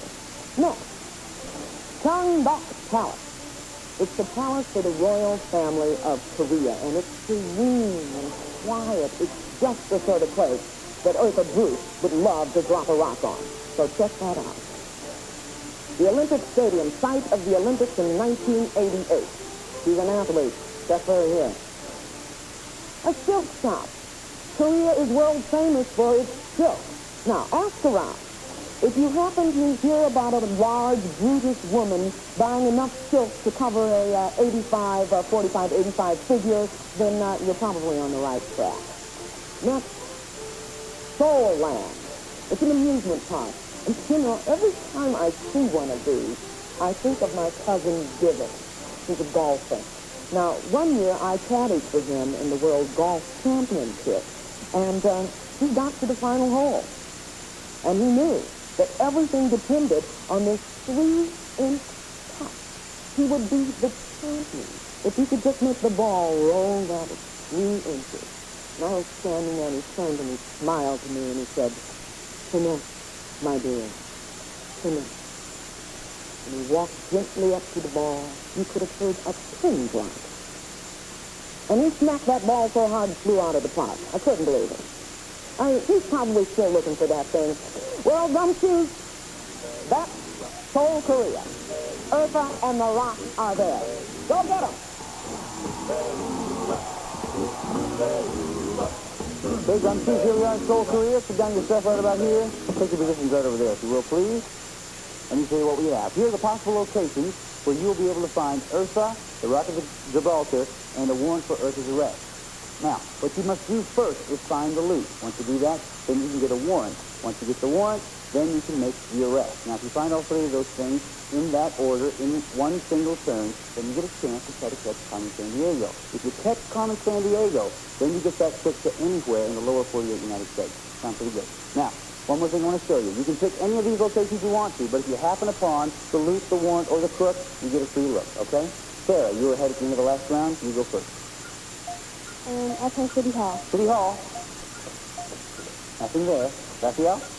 I'll try Seoul Land. Seoul Land. The Rock. Okay, you found the Rock of Gibraltar. Nice job. That's the loot. You're on the right track. Go ahead. I'll take Namsan. Namsan. Nothing there. Okay, you found one of them anyway. Sarah, go ahead. I play Seoul Land. Seoul Land. And Kimpo Airport. Nothing there. Raphael. I'll take Seoul Land. Surprise.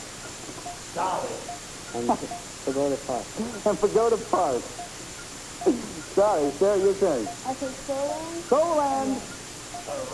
And the Olympic Stadium. And the Olympic Stadium. Okay, nice job. You found the loot, you found the crook, but remember, you got to get the warrant in between there. Go ahead and get a free look. I'll take the Eastgate Market. Eastgate Market. Nothing there. Okay, good strategy. Raphael, go ahead. Okay, Soland. Soland. Bank of Korea. Bank of Korea. There's the loot, there's the warrant. Do you know where she is? The Olympic Stadium. Olympic Stadium, is she there? Yes, here. All right. Nice job, Raphael. Come on over here, pal. Come here. Congratulations, dude. As you see, we have this chain right here. There's one more thing I want you to do for us today. Pull on that chain and put Eartha in jail.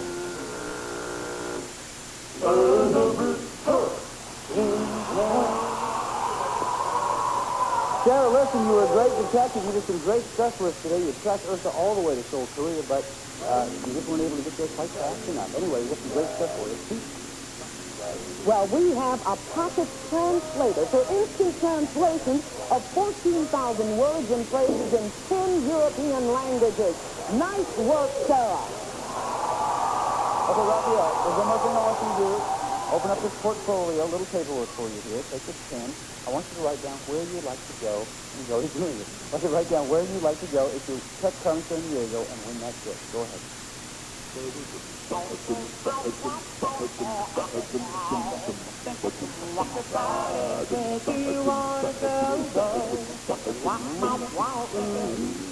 you've had some good things happen today. You've done some nice work today. You got Eartha Brute. You got the Rocket Gibraltar. Everybody's happy. I'm happy. Wait a second. I got to pick that. Hold on to this if you will, please. Excuse me. Yeah. Hello. Yeah, he's right here. Hold on. Hey, Gumshoe. Carmen double-crossed me, so I'm gonna get even. Look for her in Europe. So much for honor among thieves. It's like you and me are going to Europe, pal. See? Raphael, here's a list of the places Carmen may have traveled. Spain, Northern Ireland, France, Belgium, the Netherlands, Norway, Switzerland, Germany, Sweden, Poland, Yugoslavia, Greece. Greg, take Raphael to the map. This is it. Come on. This is it. This is what it's all about here, Raphael, all right? Relax. Here we go. What you have to do is track Carmen Sandiego from 7 different countries, identifying each country with a marker. If you're right, you'll hear this sound. But if you're not right, you'll hear this sound. Okay, now if you miss 2 times, don't worry about it. Leave the marker where it is and go on, listen, go on to the next country, listen for the next clue. Now, if you're right, though, 7 times within 45 seconds, then you're going to win that trip to wherever you wrote down that portfolio just a moment ago. Sound okay to you? Yeah. Okay, let's go get the first marker. Let's go. Come on. All right. Okay, Raphael, I have your clues right here. Listen very closely to the clues. As soon as you know where to go, run as fast as you possibly can, okay? Let's get 45 seconds up on the clock. Good luck to you, Raphael. I want you to do it. Here we go. On your mark. Get set. Go. She traveled to the Serbian city of Belgrade. Carmen went to Yugoslavia. Yugoslavia. That's it. She headed to Bergen for the sun, midnight sun. Carmen went to Norway. No, that's not it. Try it again. No, that's not it. Let's go to the next one. Carmen was snipped out of the wine tasting. She went to France. You got it, bud. She was seen in Belfast. Carmen went to Northern Ireland. Yes, sir. No, sorry, that's not right. No, that's not right. Northern Ireland.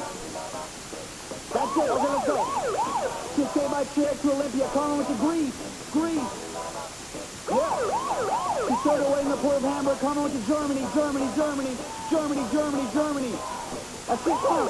She visited the University of Sonata. Carmen went to Spain. Oh! How many did you get right? 5 right in 45 seconds. Give him a hand, folks. You nice job, buddy. Well, Raphael, we're all proud of the good work you did throughout the day. And we here at headquarters, well, we pitched in and we purchased a portable CD player that we thought you might enjoy, and a selection of CDs from around the world. Okay, thanks, Chief. Raphael, you want to know what to do? You know what to do. Let's do it. Do it, Rockefeller.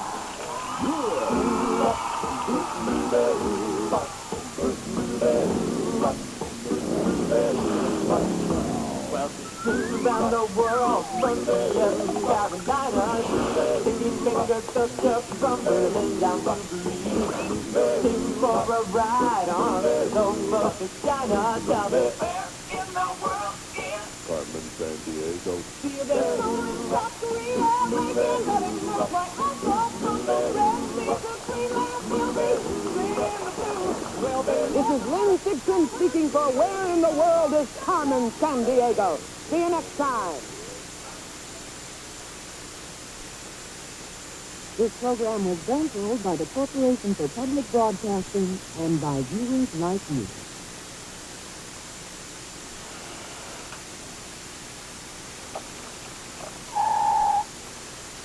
This program was brought to you by Toyota.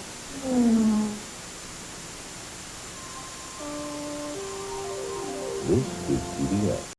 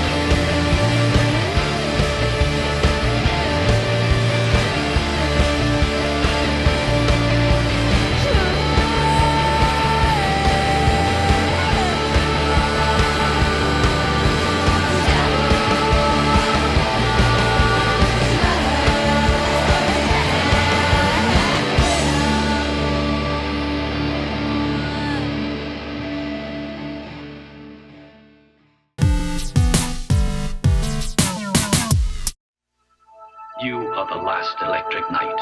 I give to you my power and my knowledge. You must carry on, but not alone. I have chosen this man.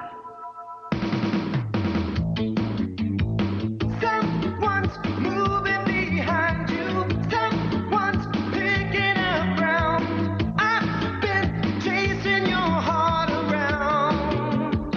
Now you're finally let down. You and I, we're on to something better. Piecing it together, side by side. We're making the climb. It's gonna take time. So if we just trust tomorrow, you know we can't go wrong. Oh, you know the road will lead us right where we belong.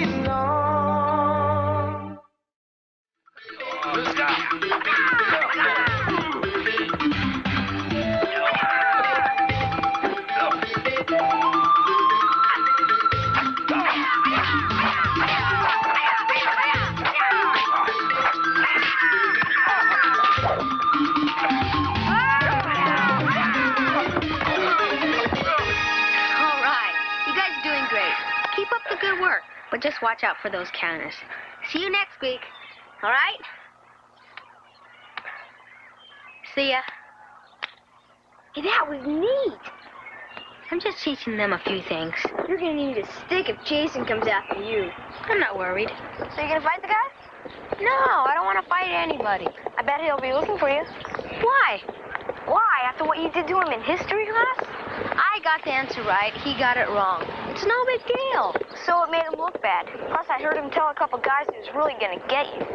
He was angry for a moment, but he'll get over it. Well, what if this guy does come looking for you? I mean, he's new here. He probably just thinks you're another kid. Why not? That's what I think I am. Hey, egg roll! How you doing? What's the matter? They didn't teach you how to talk on that dumb island you came from? Hey, Jason, I don't think you know what you're getting into here. I know what I'm getting into. Getting into this little gook situation. He's gonna be sorry he ever came to this country. Don't call me that. Why not? That's what you are. And you're nuts, Jason, okay? Hey, there's plenty here for you, too. Just leave us alone.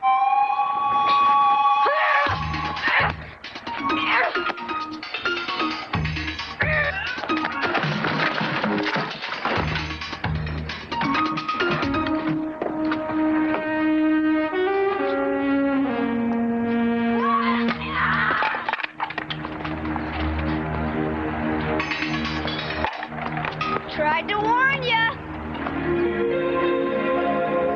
We need to know more about Mr. Chipotle before we do business.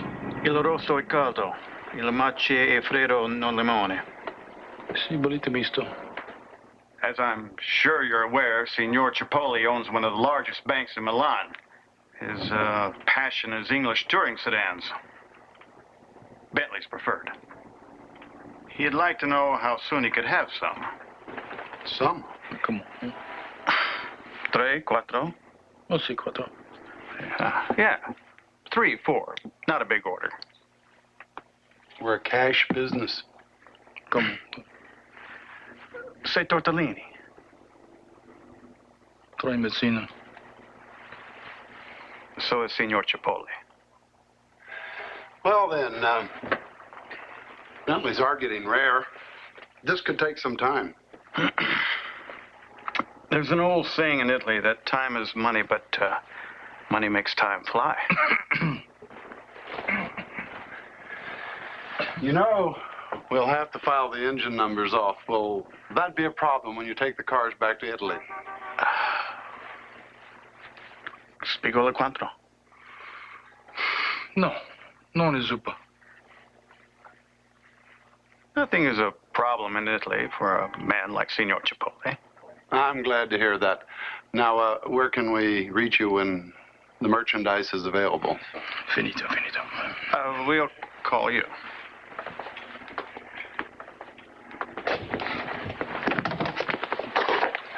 Ciao, Pesto. Yeah.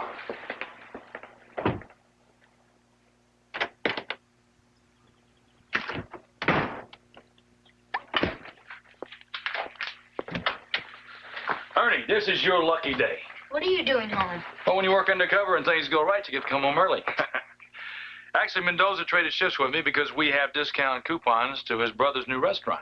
Look at that. All you can eat, $2.99. Man, I am so hungry, I'm going to put him out of business. What's wrong? I think I just want to hang out in my room tonight.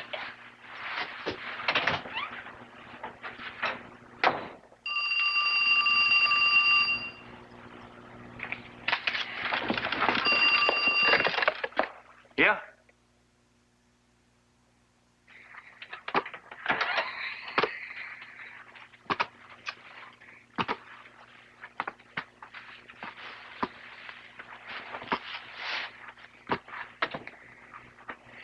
Let me take a shot at what it is that's bugging you.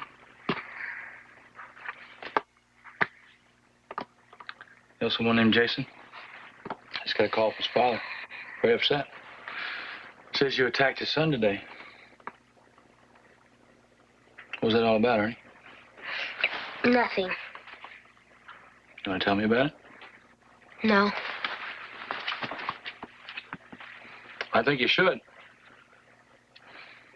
Jason's dad told me his side. I'd like to hear yours. He took a swing at me.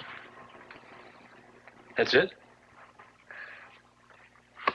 Ernie, when I know you better than that. And what got you so mad, huh? Wasn't just a push or a shove. He's a bully, Mr. Rizzo. Everybody's afraid of him. He thinks he's Rambo. Well, now look. His family just moved into this area. He's probably just insecure, you know, trying to impress everybody. You guys can probably patch this up tomorrow. Called me a gook. A gook, huh? We got a serious problem here, Ernie. 'Cause you are a gook. I'm a wop. And if we spend all our time fighting every moron they called us at, we wouldn't have time for anything else. You understand what I'm saying? So what am I supposed to do next time? You can't keep fighting.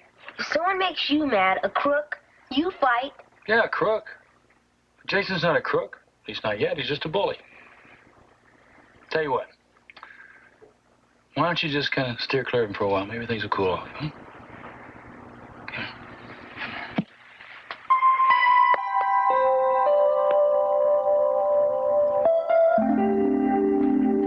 Good report, Jake.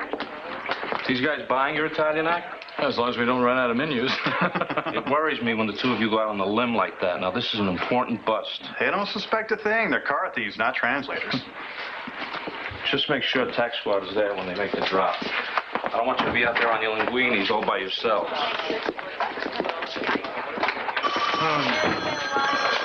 Rizzo.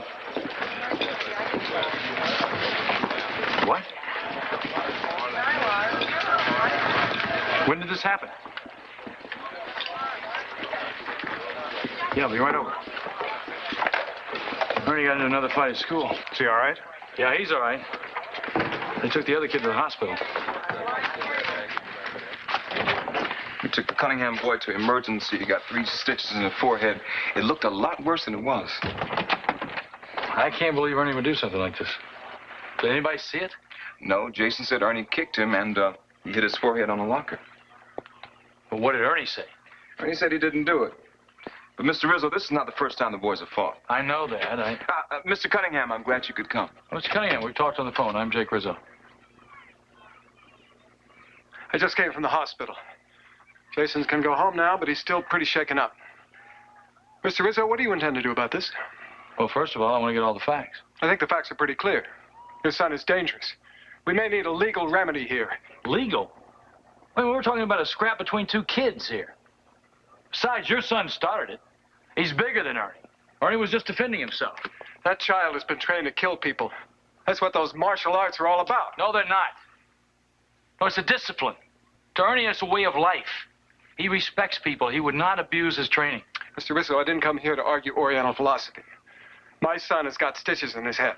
Now, what I want to talk about is when are we going to transfer your son the hell out of this school? Mr. Cunningham, you don't have to go that far. How far do you think we have to go, Mr. Fuller? We have to wait till my son is seriously injured? Do we have to wait until your son learns to stop calling people names? My son wouldn't do that. My son wouldn't injure anybody. Wait a minute. this has gone far enough. The best thing to do is to separate the boys here at school. The next thing is for you to have a long talk with your sons at home. I don't need to talk with my son. Fellow I need to talk with is a lawyer. Oh, well, two can play that game. You want to talk to the law? I'm the law. I'm glad to hear that. I'm your boss. He's on the city council. Oh. That Cunningham.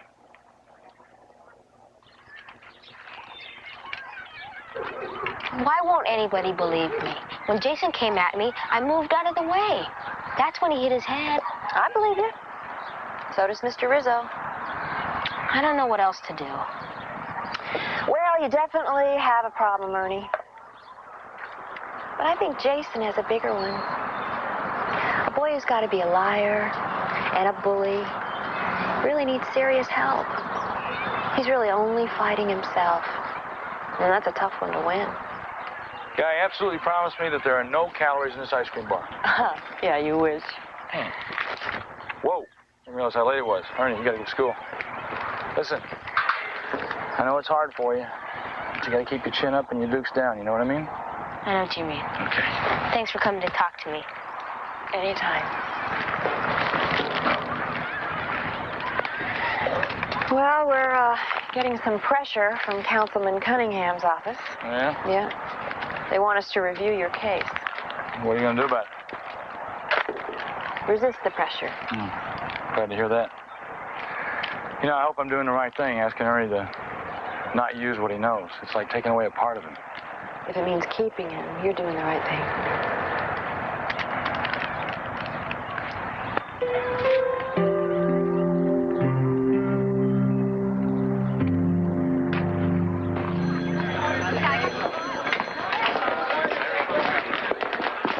Captain, we got great news.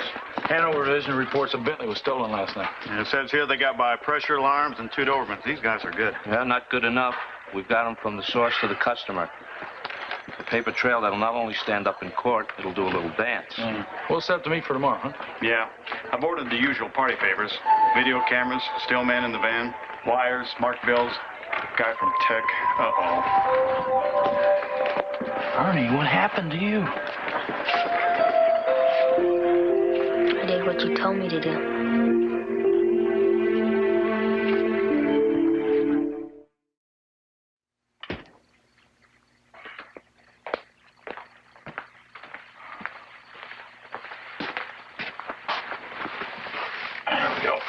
What's that?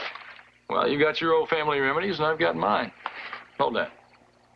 There you go. Should be sirloin, but our insurance won't cover it. It's gonna get worse. No, it'll be fine. See, the protein will pull the bruise out. No, I don't mean my eye. I mean Jason. He said this was just the beginning. Well, I want you to stay home from school tomorrow. I don't want you to worry about Jason. I'll take care of it. Okay? I want that kid expelled. Mr. Rizzo, it happened off school property, and besides, Jason was hurt in the previous incident. The best thing to do is call it even and work it out from there.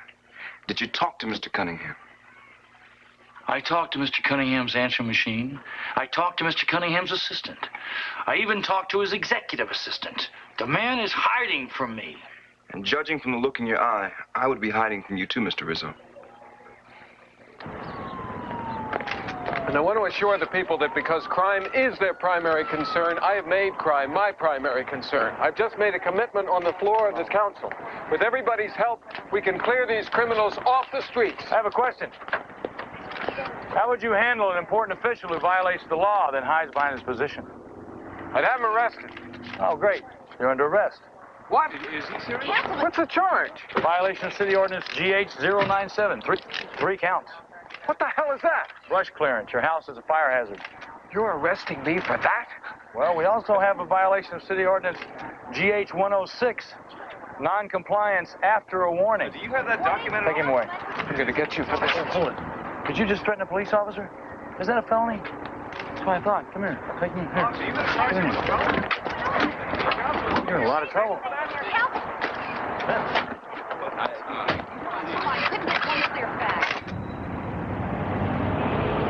Rizzo, when I get through with you, you're going to be walking nothing but night beats in Hell's Half Acre. Look, you have the right to remain silent, so why don't you just do that and listen to me? This is the only way I could get your undivided attention. And Jason beat Ernie up pretty bad. The only reason Ernie didn't fight back is because I told him not to. But this has got to stop. Now, what are you going to do about that kid of yours? My kid's fine. It's your kid I'm going to do something about. I'm tired of your threats, Cunningham. Well, they won't be threats much longer, Mr. Rizzo. I can assure you of that. So, how'd your talk with Jason's father go? Just fine. I think we understand each other now. Which one do you want, the apple or the grape? Apple. Maybe I should talk with Jason. Ernie, I told you to stay away from him, and that's exactly what I want you to do. Can you get that?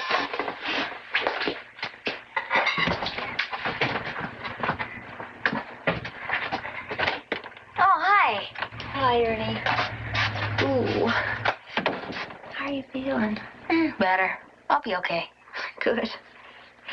Listen, you do me a favor? Will you go into your room for just a few minutes? I need to talk to Mr. Rizzo alone. Okay. Okay.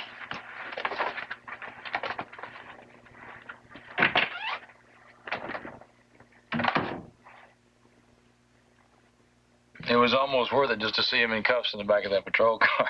Almost worth it. All right, you're right. It's serious. Maybe I did overstep my authority a little bit, but it was the only thing I could think up to do. Well, speaking of authority, I can handle Miss Niedermeyer. I can even handle her boss. But when her boss's boss gets a call from the city council, they want us to look into every detail of what we officially call the Rizzo foster parent case. So I roused him, he roused me, and there's no end to it. Captain, the arrest was legit. Filled out the paperwork. Fine. You're upset about your boy, so you blow 3 weeks of undercover work. Ernie is worth more to me than 3 weeks of undercover work. Okay. Let it settle a couple of days. We may still have a chance here. Guys like Veach don't read the paper unless it's about them. Check that out. What?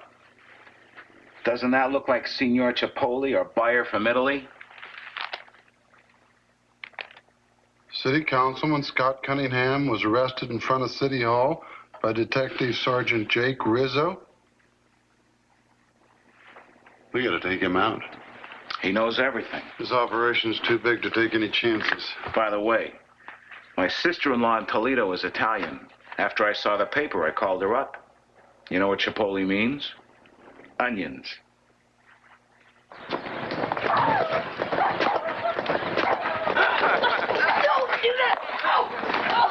Come on, let's get out of here.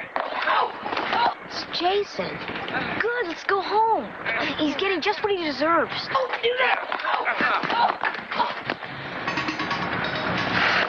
Nobody deserves that.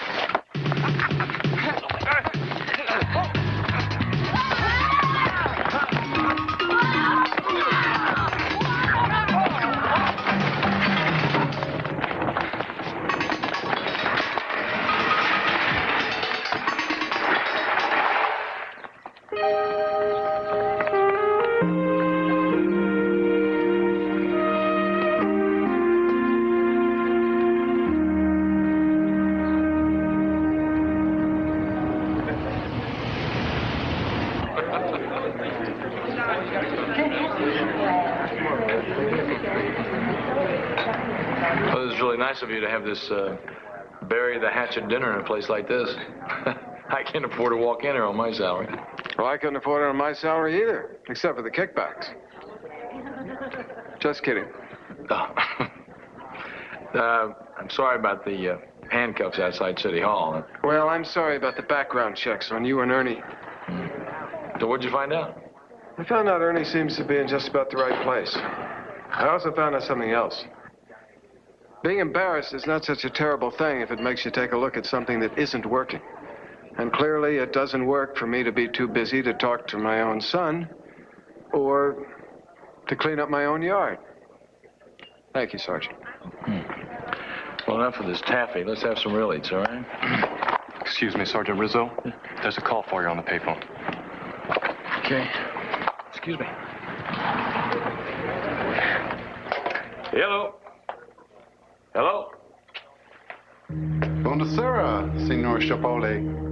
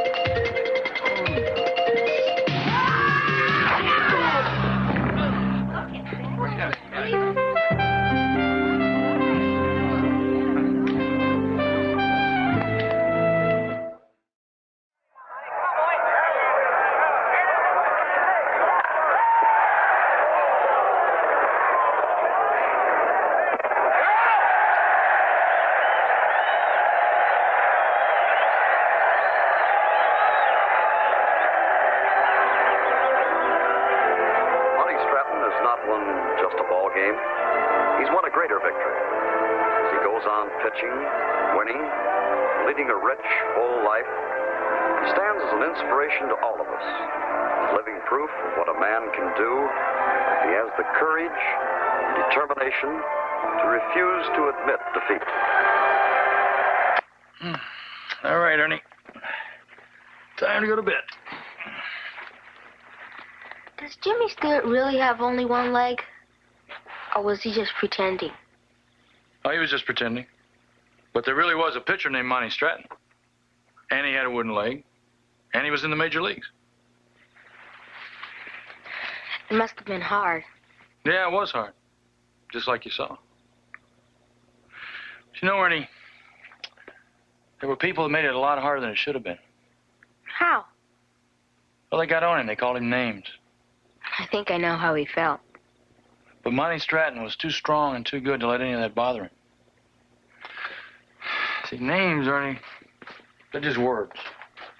You know? And if you're strong and you're good, it doesn't matter what anybody calls you. Okay? All right, that's right.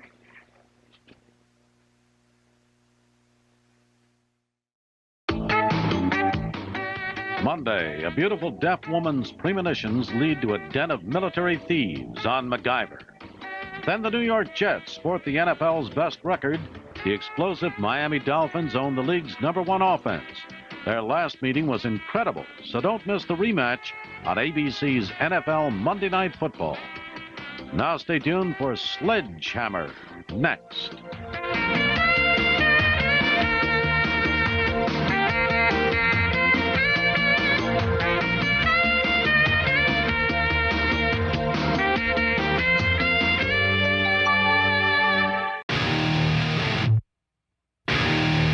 It's just one of those days where you don't want to wake up. Everybody sucks. You don't really know why, but you want to justify. If someone's head off, no human contact. And if you interact, your life is on contract. Your best bet is to stay away, mother. It's just one of those days. It's all about the he said, she said fools. I think you better quit, let it slip, or you'll be leaving with a fat lip. It's all about the he said, she said fools. I think you better quit talking that.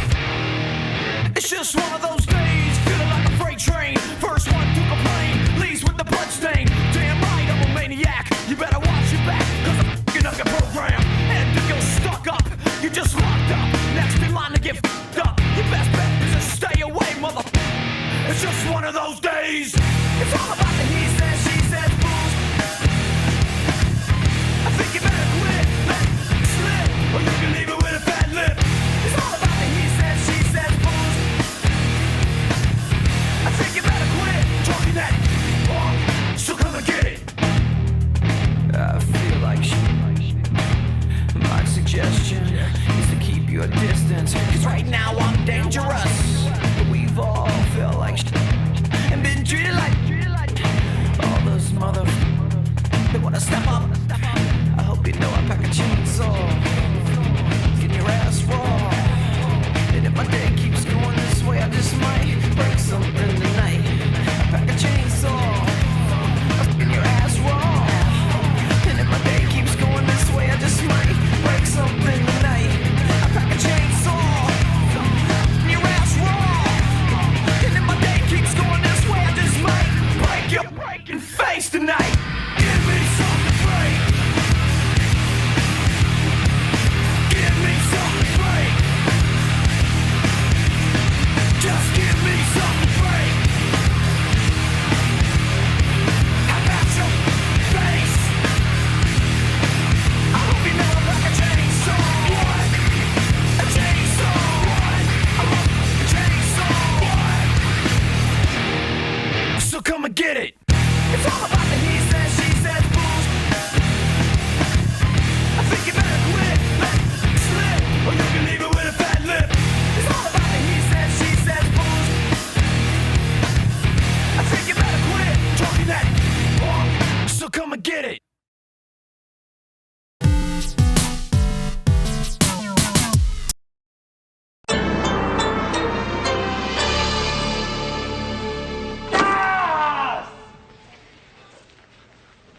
What's going on?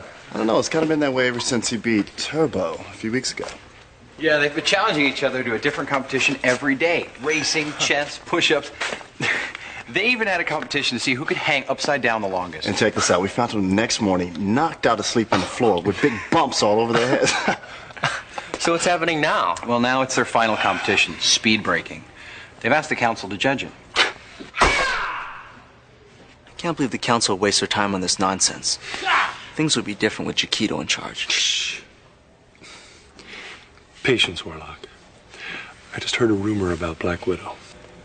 What rumor? Well, let's just say we may soon be getting our lucky break.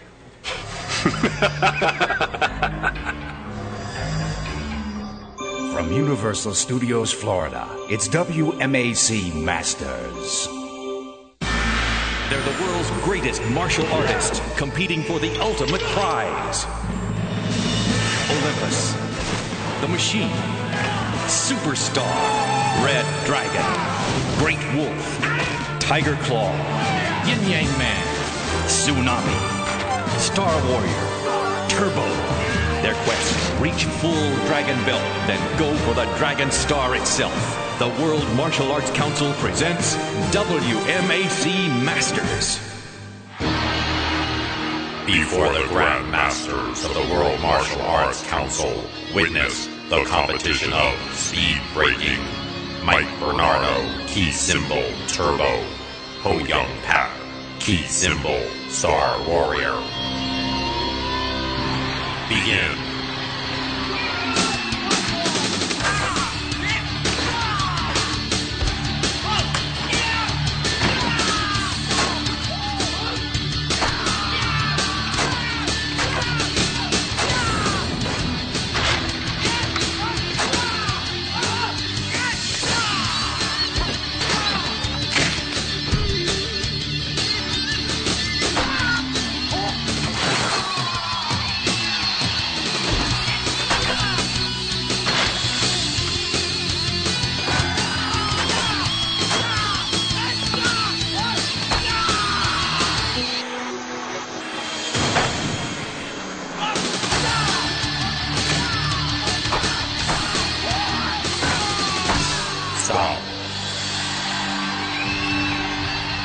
The competitors shall now wait while the council reviews the scoring.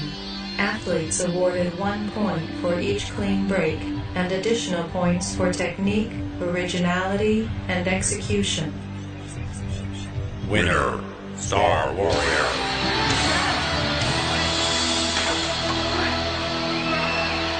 Prepare arena for the following preliminary matches: Olympus versus Tsunami, Great Wolf versus Bam. Winners to meet in today's Battle Dome finals. WMAC Masters will be right back.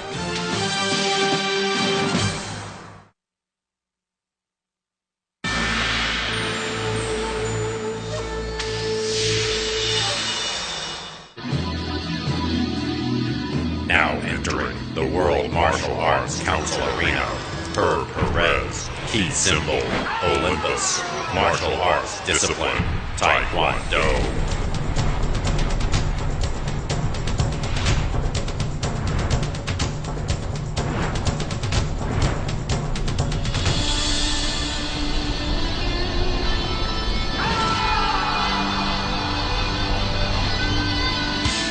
Now entering the World Martial Arts Council Arena, Ian Nguyen, key symbol Tsunami, martial arts discipline Kung Fu.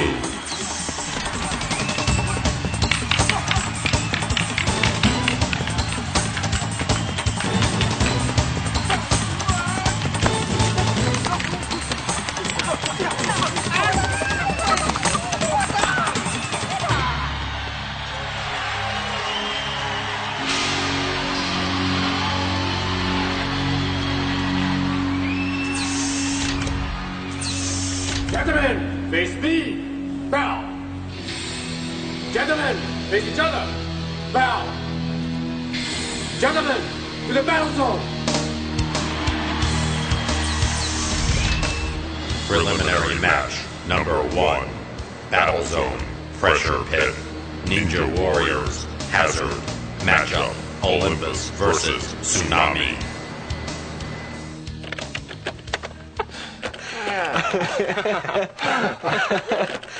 What are you guys laughing at? Check it out, man. Where's to load this program into the website? It helps you find anagrams. It really works.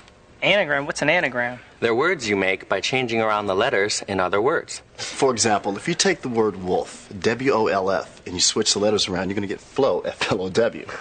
Cool, but why are you guys laughing? This computer program searches for every possible combination of words. Sometimes the results are pretty funny. We put the word tsunami in. Guess what it spells? What? Check it out. I am nuts. That is funny. Tsunami didn't think so. Oh, maybe it's because we told him just before his match. Hey, turn it back over. The fight's about to start.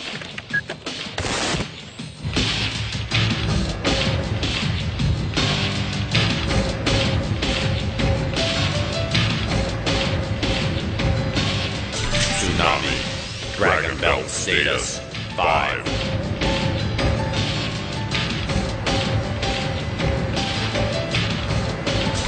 Olympus, second degree Dragon Belt, status 1. The council scores preliminary match competitors for clean hits, speed, defensive ability, overall technique. Ninja Warriors increase the challenge. When power bar is drained, athlete loses. Winner advances to Battle Dome finals. Get Hazard Ninjas, engage.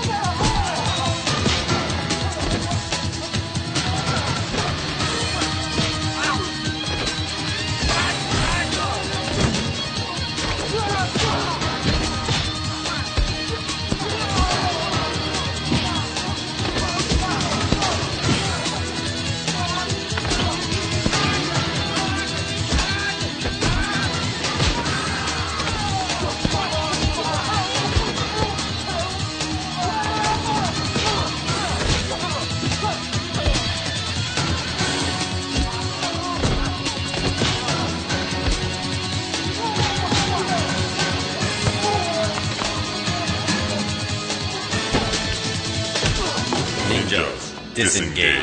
One-on-one. Begin.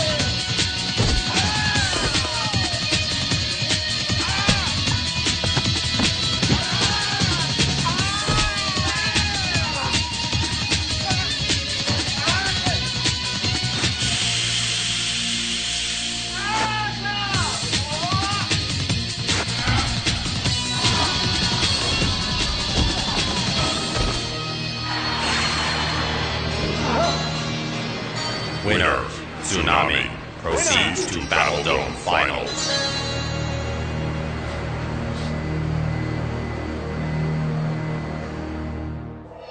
Filmed at Universal Studios Florida, where you can ride the movies.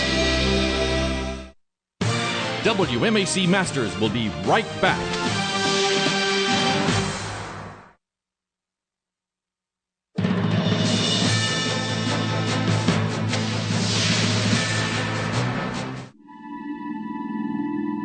entering the World Martial Arts Council Arena, Willie Johnson, key symbol, BAM, martial arts discipline, Wushu.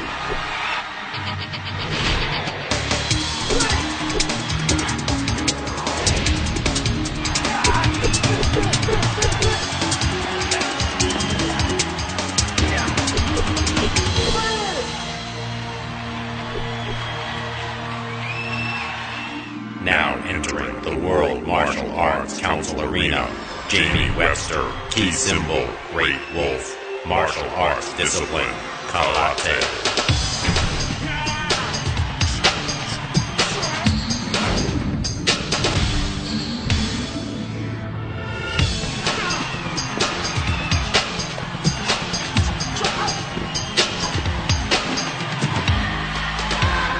Preliminary match number 2.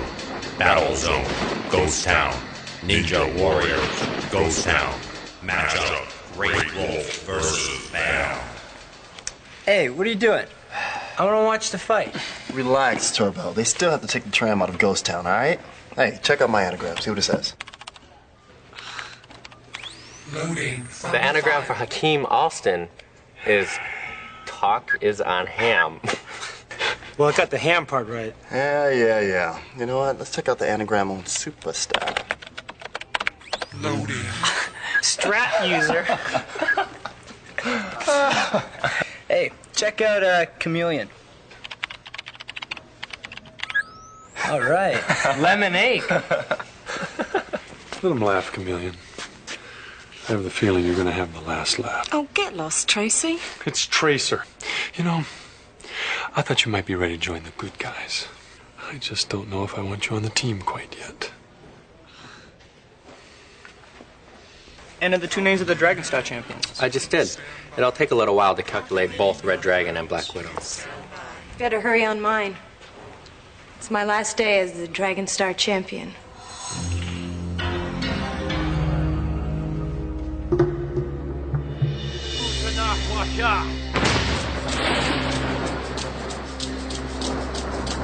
Great Wolf, Dragon Belt status 7.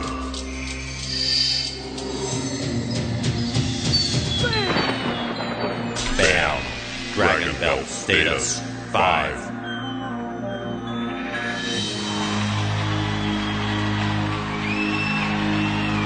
Ghost Town Ninjas, engage.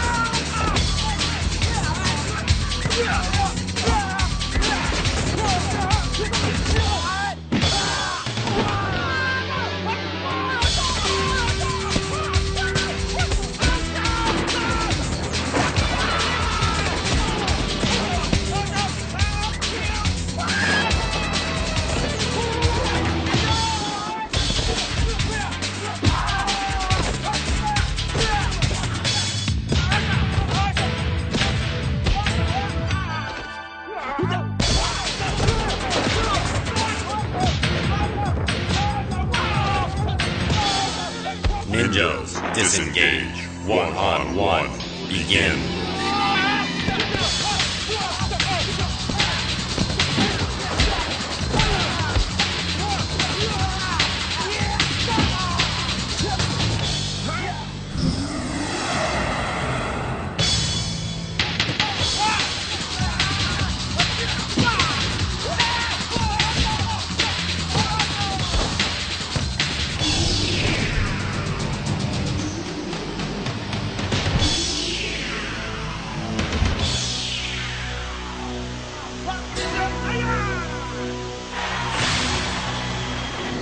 Winner, Great Wolf. Proceed to Battle Dome Finals versus Tsunami. WMAC Masters will be right back.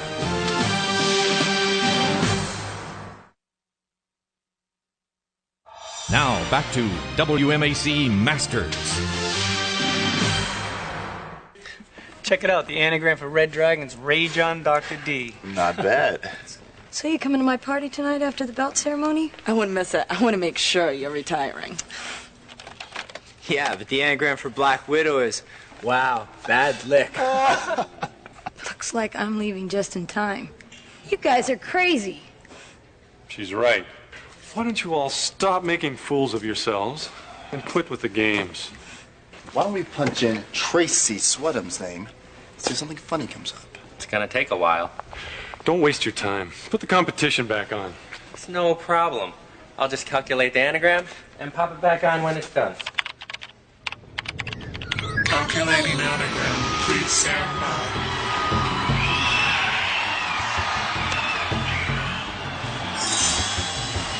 Lower the dome.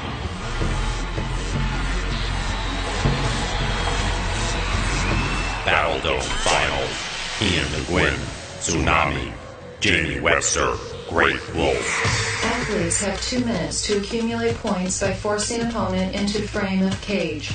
Ninjas attack without bias if ordered into the Battle Dome.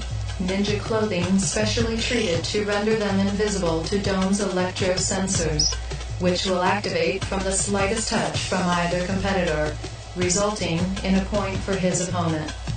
If score is tied after 2 minutes, match continues as sudden death.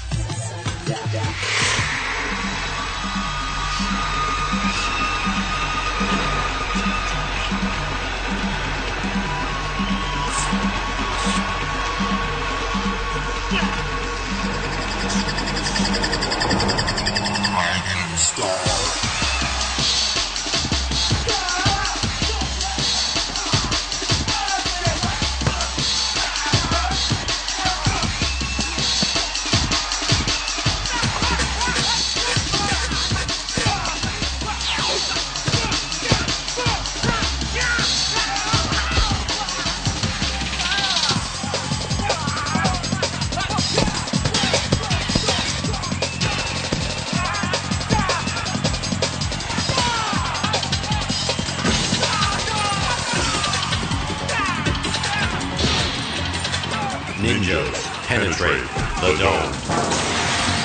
1-0.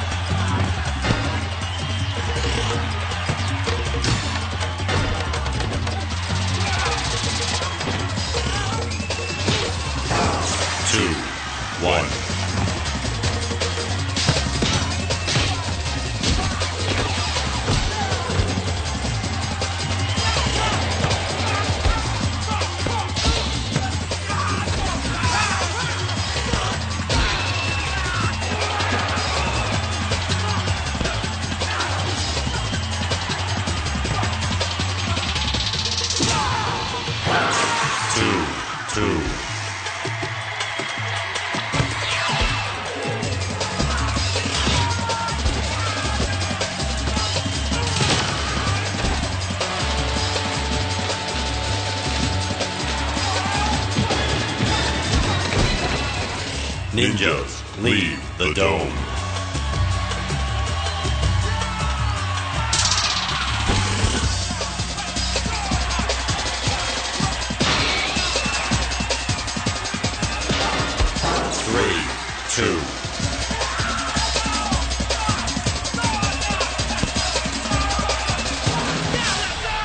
Winner, Tsunami.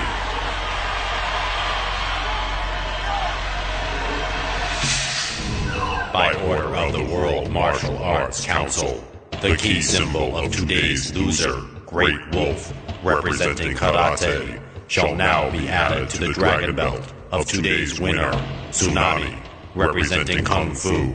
Here now, the ceremony of the dragon belt.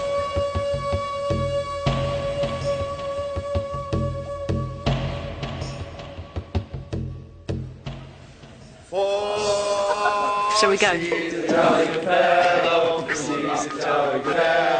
She's a jolly good fellow that nobody can deny. Yeah, you gotta come to the party. It'll draw attention to us if you don't. Yeah, I know. I'll be there. You catch up to him. I have something to take care of first. All right, hurry. Excuse me.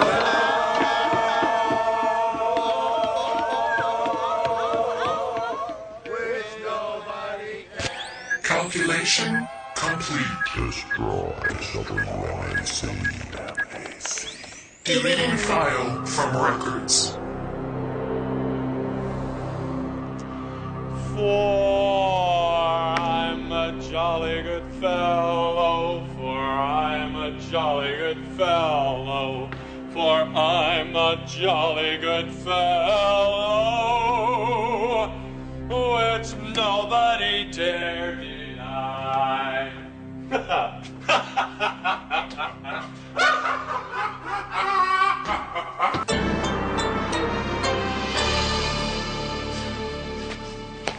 So, it's gonna be a three-way Dragon Star match?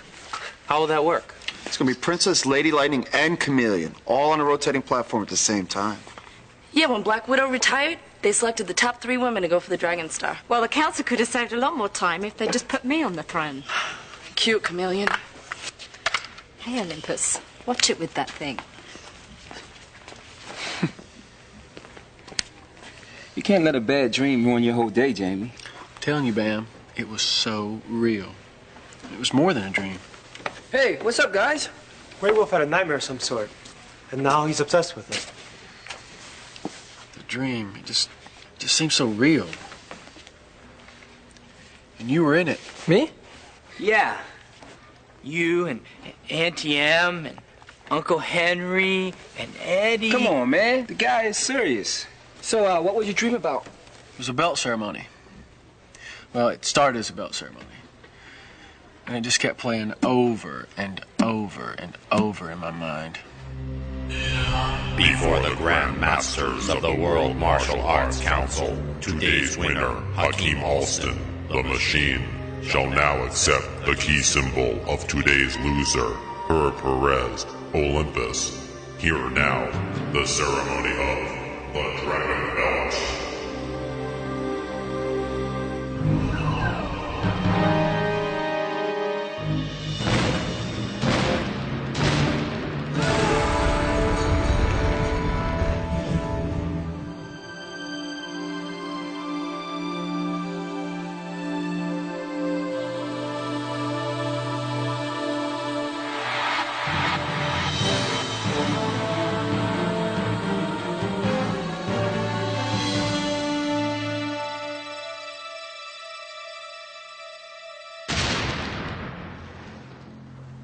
You! Supposedly you are all the greatest champions on Earth. But I am here to tell you that everything you see here, including the World Martial Arts Council, it's all of us! And you know why? This jewel, the symbol of unity within the martial arts community. It's a fact! It's a fact! It's a fact! You fools! The WMAC doesn't have the real Dragon Star! You're wrong! This is it!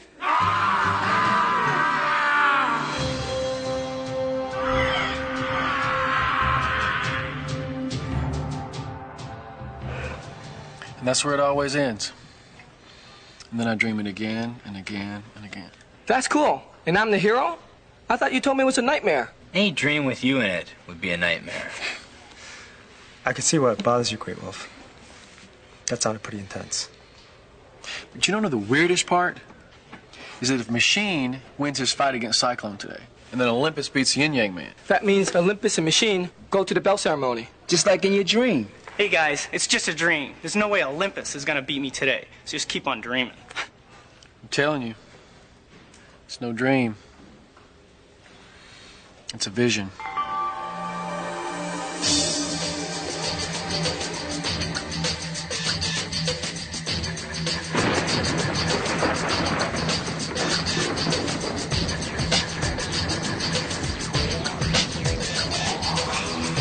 Cyclone, Dragon Belt status 4.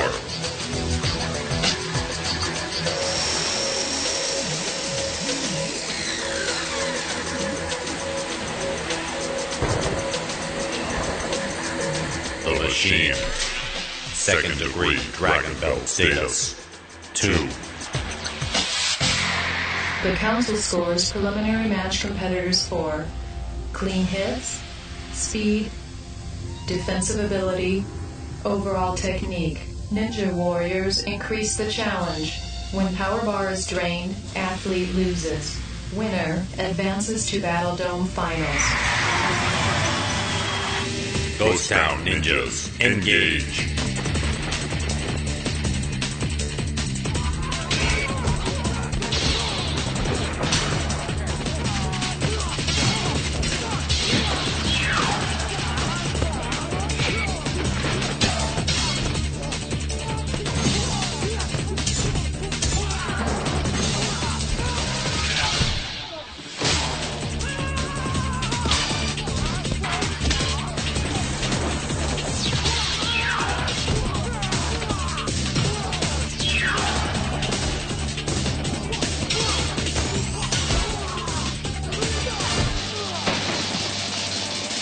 Ninjas, disengage. One-on-one.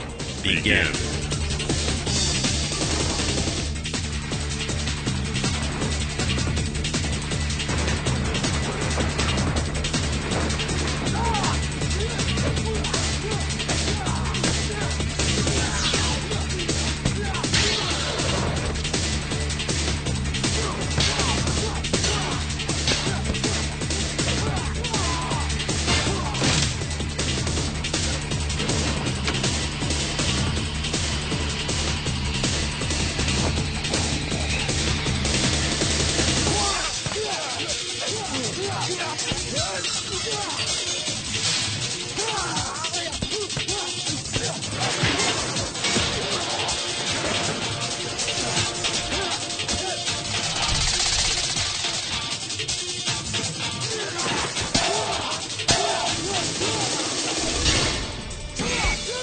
Ninjas, re-engage.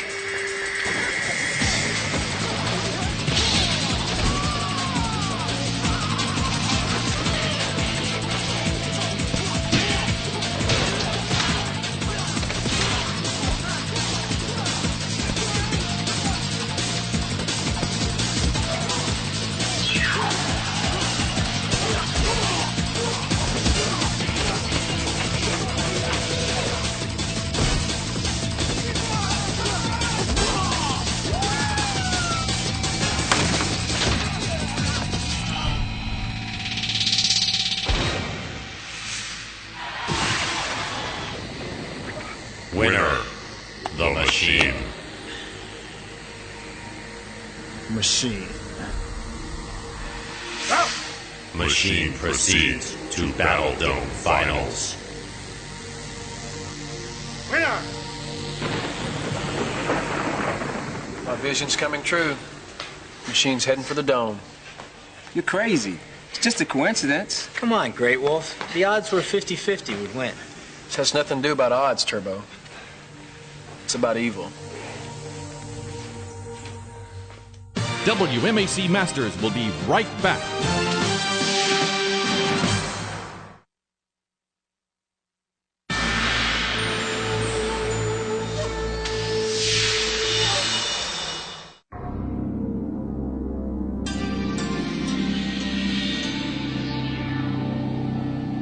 Now entering the World Martial Arts Council Arena.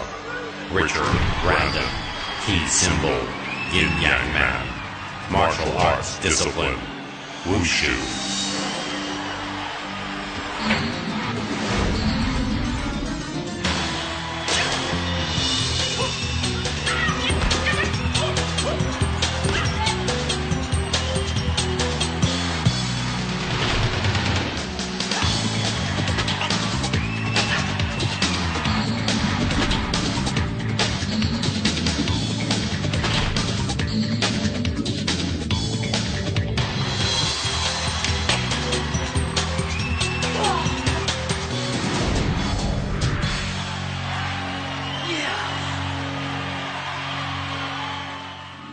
Now entering the World Martial Arts Council Arena, Herb Perez, key symbol, Olympus, martial arts discipline, Taekwondo.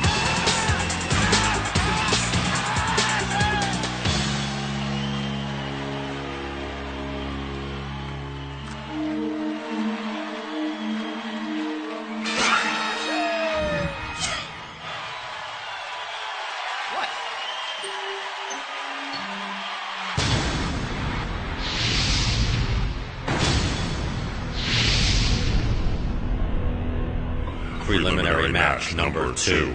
Battle Zone, Mayan Mystery, Ninja Warriors, Camo, matchup, Olympus versus Yin Yang Man. Man, lucky for Black Widow, she's retiring. Yeah, well, lucky for her, she doesn't have to fight me for the Dragon Star. Sound pretty confident. You never know what's gonna happen in a rotating platform. Well, you know what? We just better wait and see, because pretty soon I'm going to be the one that's holding the Dragon Star in the air. Won't miss it for the world. Hey guys, the match is about to start. I've never want to see Yin Yang Man win a fight more than I do right now.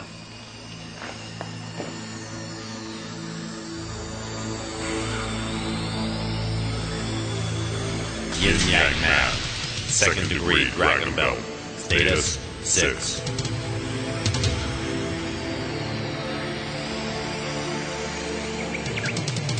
Olympus, second degree Dragon Belt, status 1. Camo Ninjas, engage.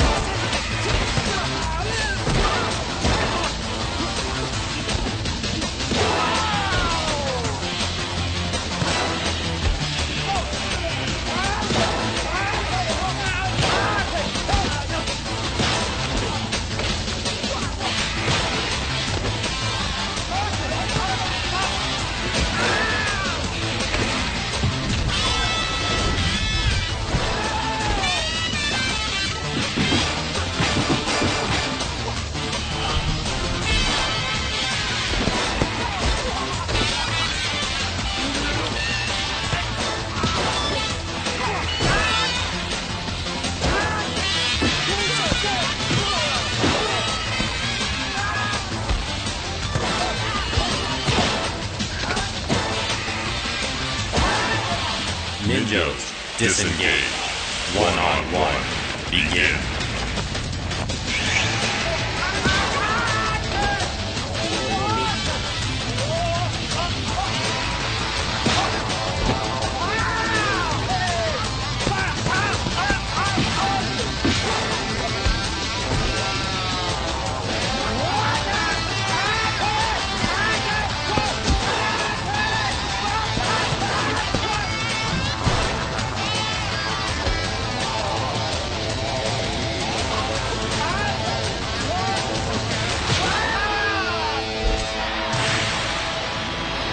Winner, Olympus, proceeds to Battle Dome Finals versus Machine. Olympus and the Machine have both won. Just like in your dream. Listen, last night, you already knew you was going to be fighting today. It was probably just on your mind when you went to bed. I'm telling you, my dream's starting to become reality. It is a little freaky. Well, how about I give you guys a new premonition? Seeing me win the Dragon Star. Oh, I see we're talking about dreams again. Tsunami seemed pretty interested in seeing me win today. I don't know about that. He's not here right now. See, Tsunami's gone, just like in my dream. Battle Dome access restricted to Olympus.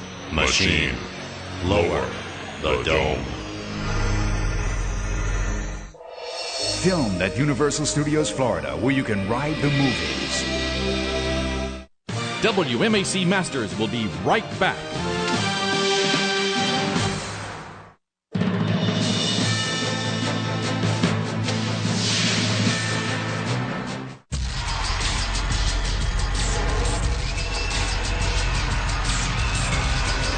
Battle Dome Finals. Herb Perez, Olympus. Hakeem Alston, The Machine.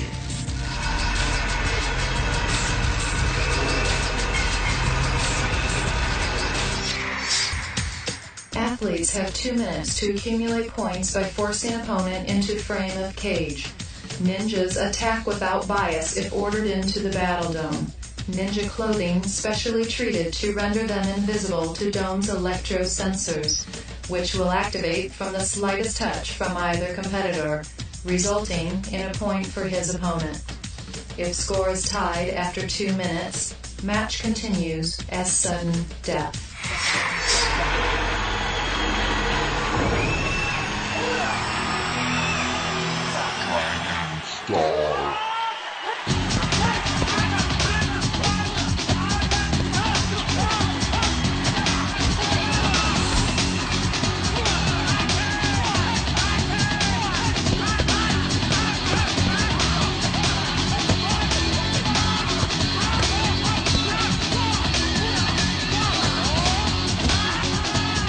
Ninjas penetrate the dome.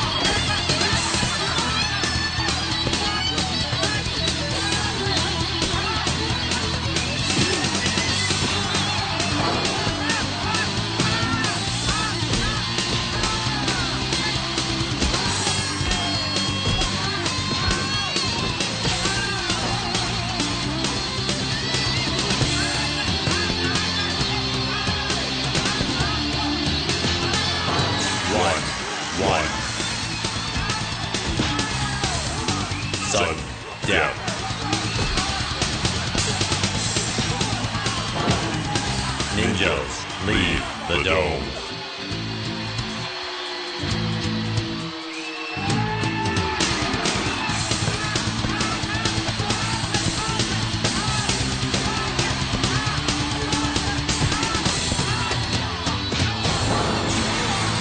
Winner, Machine by sudden death.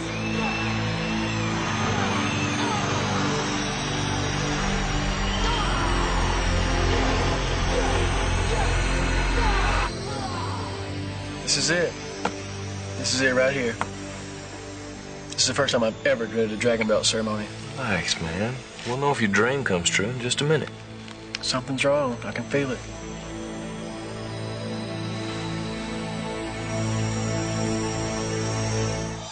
WMAC Masters will be right back.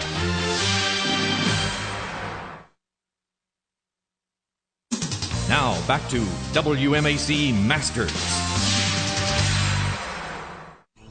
Before the Grand Masters of the World Martial Arts Council, today's winner, Hakeem Alston, the Machine, shall now accept the key symbol of today's loser, Herb Perez, Olympus. Hear now the ceremony of the Dragon Belt.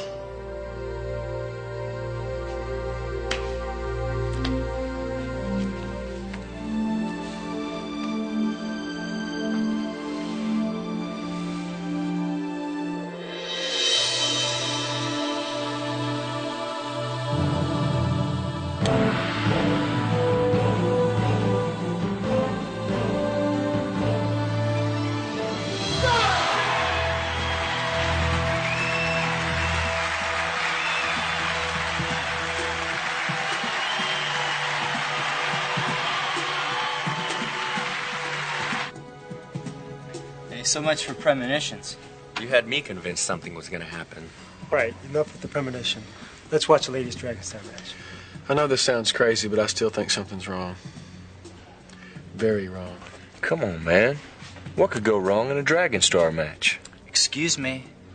Does the phrase masked ninja ring a bell with anybody? Oh, right.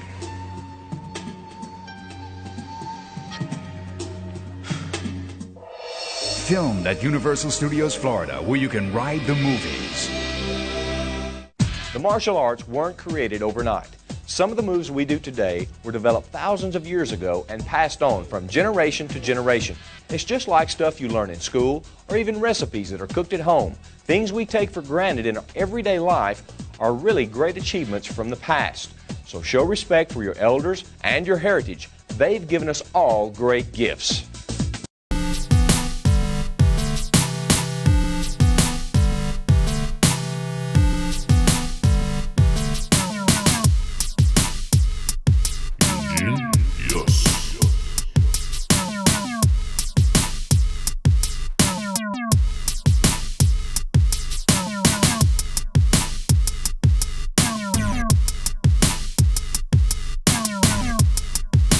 Genius.